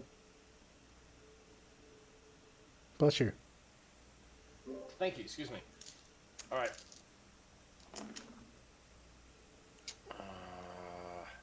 Not great. I got 2 5s on the ammo dice, the D6s, and then a 1 on my D8. So a skill fail. So I think is it 5 and 6 or just 6? and you get your agility dice also. So you got 3 6-sided dice and then your 2 skill dice. I got that. I 2 a 3, 2 5s, and a 1. So I think two successes and then a fail. No, I think because it's 6 and up for successes. So Then I miss. I get a fail. yep, you miss. And so you rolled a 1 you said, on one of the ammo dice. No, that was one of my skill dice. Okay, you're good then. Okay. So you miss. Next up is the APC, which is dead. So I will take that card away. So now we got the Soviets. So we got the 3 guys in the first truck, and they are not suppressed, and so they're going to fire into. Pick a number between 1 and 3, guys. 2. 2. Okay. They are firing into your position. Stop helping. Firing in. So let's see here. Sawyer probably had to run 20 feet forward to make that grenade throw, so he's now running back to the position. Run, Lieutenant! Run! It's brave. Yep. I'm ass, but brave. All remains to be seen. None of them hit you, but each of you do need to make a cool under fire check. This will go well. So that's just the one dice, right? Yeah, no. Or die? Mm-hmm. Just once, okay. Yeah, that's one die. Okay. Oh. Oh. 10, right? If it's a 0, it's a 10? If it's on a D10? Yes. Yep. So you're good to go. Okay. I got a 6. In more. Yeah, I failed. Not a surprise. Chris, what does my mishap look like? I rolled the 1 again. Man, how did this German guy end up in this situation, man? This poor bastard. Jeez. So Alexandra kind of tries to She panics. duck down even more, and she bumps into Captain Rodriguez, who was zeroing in on his next target, and so you're going to get a -1 modifier on your I'll next. shrink a die. Nice. Okay. So everybody who failed take a stress, right? How old is Wilhelm? Is he young? I am 30 years old. Oh, shit. I was going to say maybe he was drafted because they have the draft there, right? I think Yeah. he. I believe actually it said something. Drafted, assigned to NATO task Oh, there you force, go. but Jeez. That's some That's what it crap right says. there. That dude didn't even ask for this. Nope. Jeez. Explains a lot. Last thing I want to do is fight. It's Private Smith also is a draftee Oh. as well. Okay, so round. Everybody else was suppressed for the Russians, so it is the next round, and first up is Captain Rodriguez. I want to shoot somebody. Can I see anybody to shoot? Yep, there are targets. All right. 10, and then ranged combat is a 12. Shrink one of those dice because you have a squirming Polish girl next to you bumping into you. So it'd be the 12 and an 8 instead of a 12. Yep. And 12 and an 8. Well, I because I rolled that one. I rolled really poorly on the 10 anyway, so I don't know if you want me to just go ahead and keep it or if you want me to go ahead and roll another 8, but I got a 7 on the 12 and a 3 on the 10. I can roll an 8 if you want me to.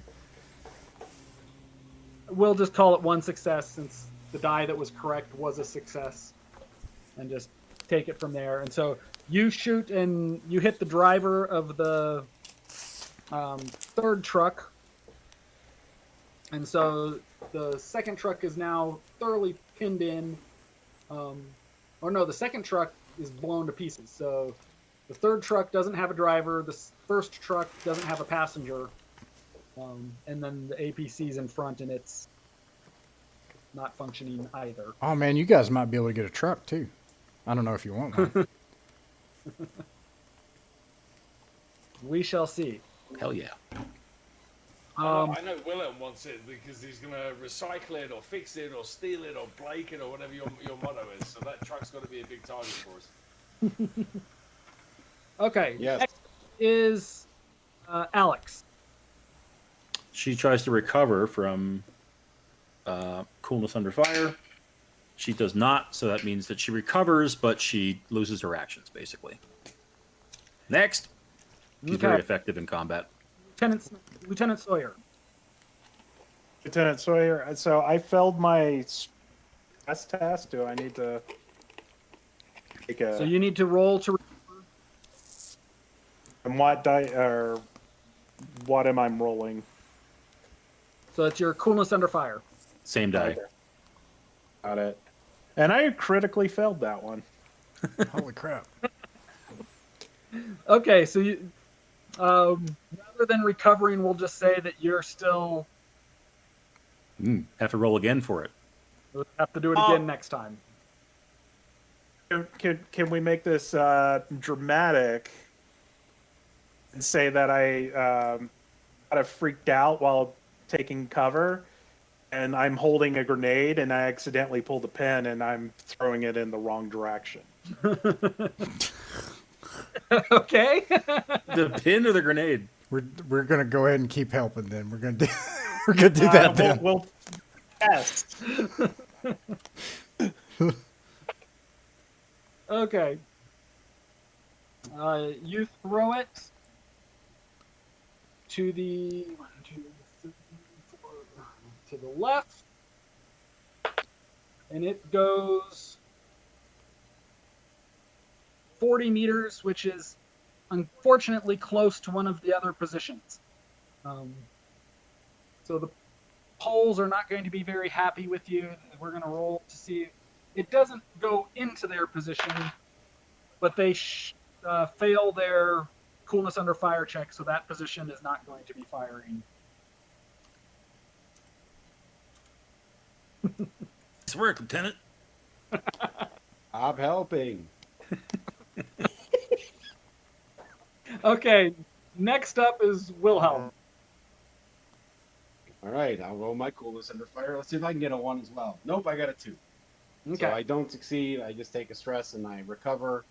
No stress for that roll. No stress. I just recover. Okay. Yeah. And then for my fast action, I'm going to take the bag of grenades away from the lieutenant. Okay. The smartest move of the whole game. Could be. Oh, God knows me. I burn things in games. He So- does. He Private does. It's time. It's fail. about that time. coolness under fire check, so he's spending this round recovering. So next up is Corporal Price. What targets do I have available to me? So there's you can continue firing at the same guy you shot last time. He's still moving. Okay. And so that would actually allow you to get a second attack because you wouldn't have to re-aim. So you could fire at him twice or that group 2 times. Given how I'm rolling, I feel like I need both of those to come up with a halfway decent one, so I'll take that option. Okay. Oh, much better. So that's three successes and no failures. 1 success on a skill die and 1 success on an ammo die and no failures. Okay. That does mean that I just spend 13 ammo. So the guy you were shooting at is dead. The second burst hits him square in places where lots of blood comes out, and he falls. And then that last guy is still not suppressed. So Formerly Bextaz. quick question, just so I've my magazines are like the capacity is 30 rounds, and I've just spent 25, or I've spent a total of 25 rounds. So I've got 5 left in the mag. How does that? I'm just kind of curious, like mechanically, how does that work? So the next round you'll roll your ammo dice as normal, but you will have to. You can't roll any more than the top dice. So once you hit 5, if like you got a 4, 4, and a 4, you'd have to take one of the 4s away, and you'd just be empty. Got it. Thank you. A 6 and a 1, you could keep the 6, but all the other ones would be gone. If you got 2 6s, you wouldn't be able to do it. So at most, you'll be able to get 1 ammo die success. Okay. Thank you. 3 1s, you have 2 more rounds before you, or bullets before you have to reload. Perfect. And hey, that said, I have to call it quits in the next 10 minutes or so. Yeah, this battle is just about done, and I was going to end it there. So, beautiful. Next up is the Polish folks, and so they're going to just open up, I guess. So the one group is suppressed, the one position, but you have 2 more, or actually, there's 1 guy left. Well, no, you only have 1 firing position left, I guess. So that they can only fire at 1 more group. And so they're going to fire at the group that has the most folks still functioning in it. Woo!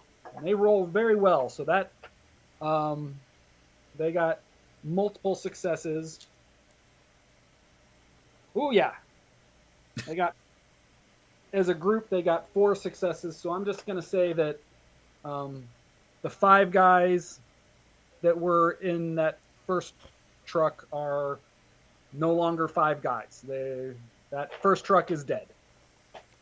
So you got 1 guy left in the second truck, and the driver and 3 guys left on the third truck. And so the third truck is suppressed. We'll see. They are spending this turn getting back going. And then the last guy is able to shoot. And so he's going to return fire. 3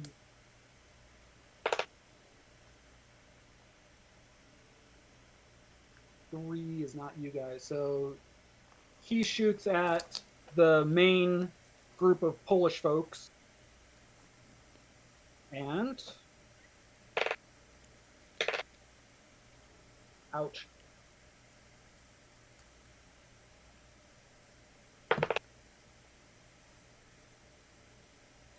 And it's a bad day for one of your Polish compadres as he takes a bullet right in the middle of the... Luke John.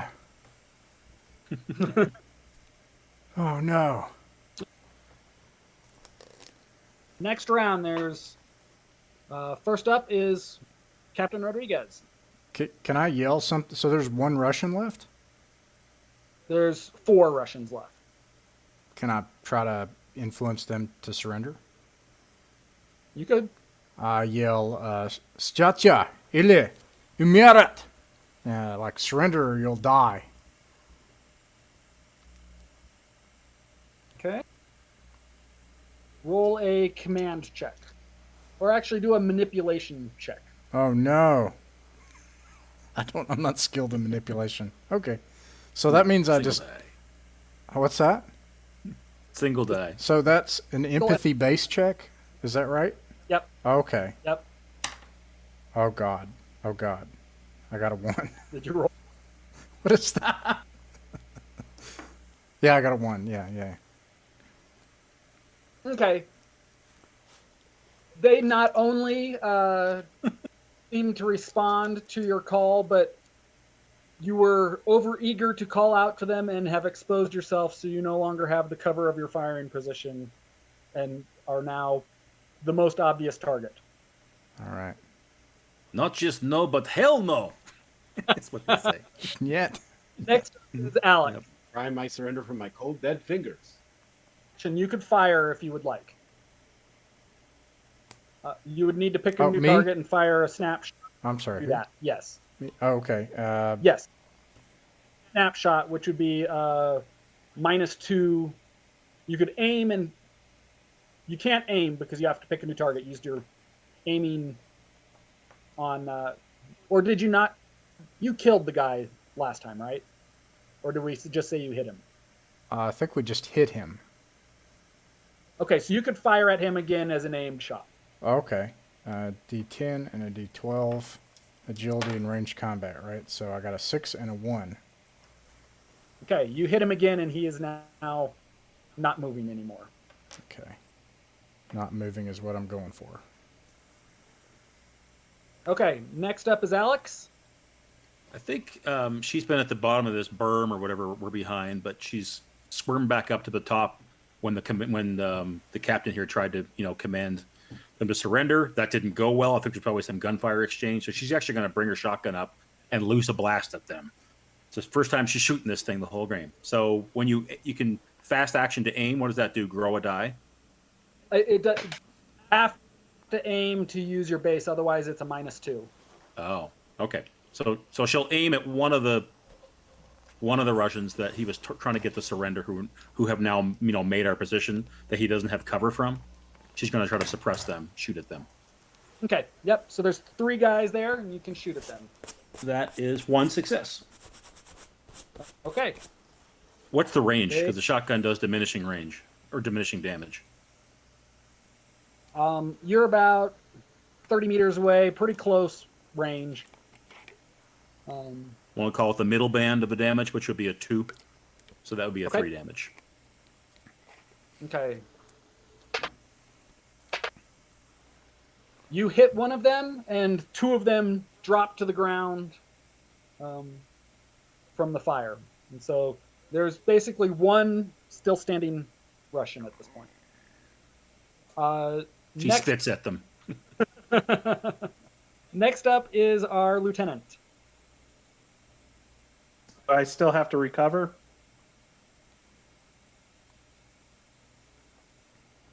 I'm not rolling this dice anymore. I rolled another one. Float check. He has no grenades though, so that's okay. Thank God I took the grenades away. So. Yeah. Okay, you're still kind of recovering, and as you're recovering, you accidentally bump into Private Smith, who is about ready to open up with the saw again, and you bump into him and totally mess up his aim and everything, and so he's not going to fire this round either. But next round you'll be recovered. That was 3 in a row. Okay, so next up is Wilhelm. Okay, following the lead of my buddy, Alexandra, I'm going to open up with the... my range is only 3 on this thing. Can I even hit him? Yes, you are...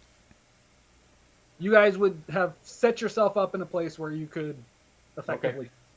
So I'm going to shoot my MP5 and see what happens. And that is 2 5s, so I miss. Okay. Did you have ammo dice? Wait, I forgot my ammo dice. So is it... Well, the rate of fire is 5. So how many dice do I roll? Roll 5. You could... Up full to 5. Up to 5? 5? Yep. Okay, I'll roll 3. What the hell? Nope. I get nothing. Okay, so you do I rolled not 1 even... 1. I rolled 1 1, everything else was 5. Okay, roll a reliability check. Okay, and that's an A, so it's a D12. And that is an 8, so it's fine. Okay. So you neither suppress nor hit the last standing guy there. Next up is Corporal Price. So going to use my last 5 rounds of ammo at the closest target. Okay. Okay. One guy standing up, I assume, unless you want to shoot at the guys that dunked down. No, the guy's standing up.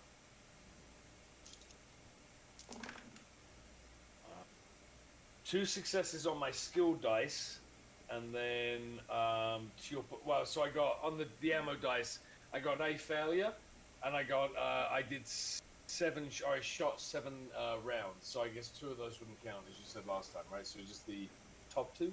Okay, you can.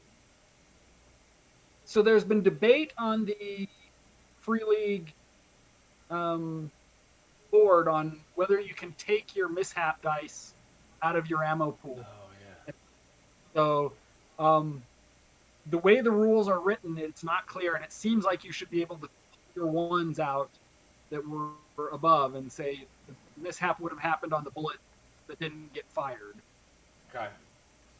So, I think you would just say you're now out of ammo. You will have to reload Okay. next, but we don't, I think, need to deal with the ammo problem.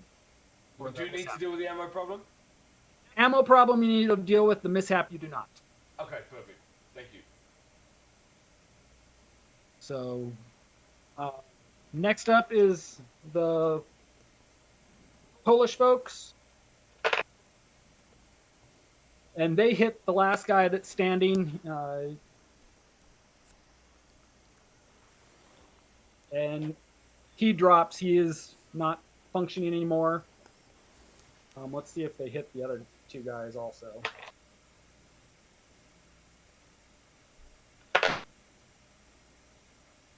Another guy takes a nice little volley of bullets. Oh. Ruh-roh. We killed the GM. Yeah. He's back.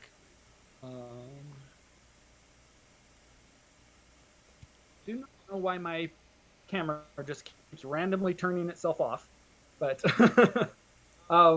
So he's there, but let's see if he.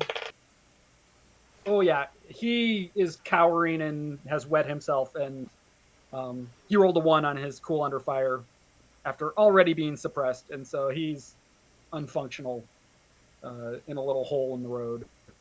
And he is the last Russian that is not bleeding out at this point. And so you have successfully won this. You can go and capture him if you need to. But he is catatonic, basically. So Push you win. up, yeah. Advance. You know, Yay. run across, kick all the weapons away, get on the other side, get all the weapons and gear together. I go up to talk to, lost your name, Mark? Quincy. Nice to meet you, Quincy. Sawyer. Sawyer? Okay. Sorry. That's all right. All right. If you need some fuel, need some food, maybe get some uniforms. I get the Hummer. Best of luck to you. I appreciate you, Okay, so Rodriguez. everybody's moving pretty fast because there was a fair amount of gunfire and you don't know who else is around. So everybody's kind of grabbing stuff quickly and melting back into the trees. And so you are kilometer or 2 away from the bridge. The Poles and Captain Rodriguez are going their direction. And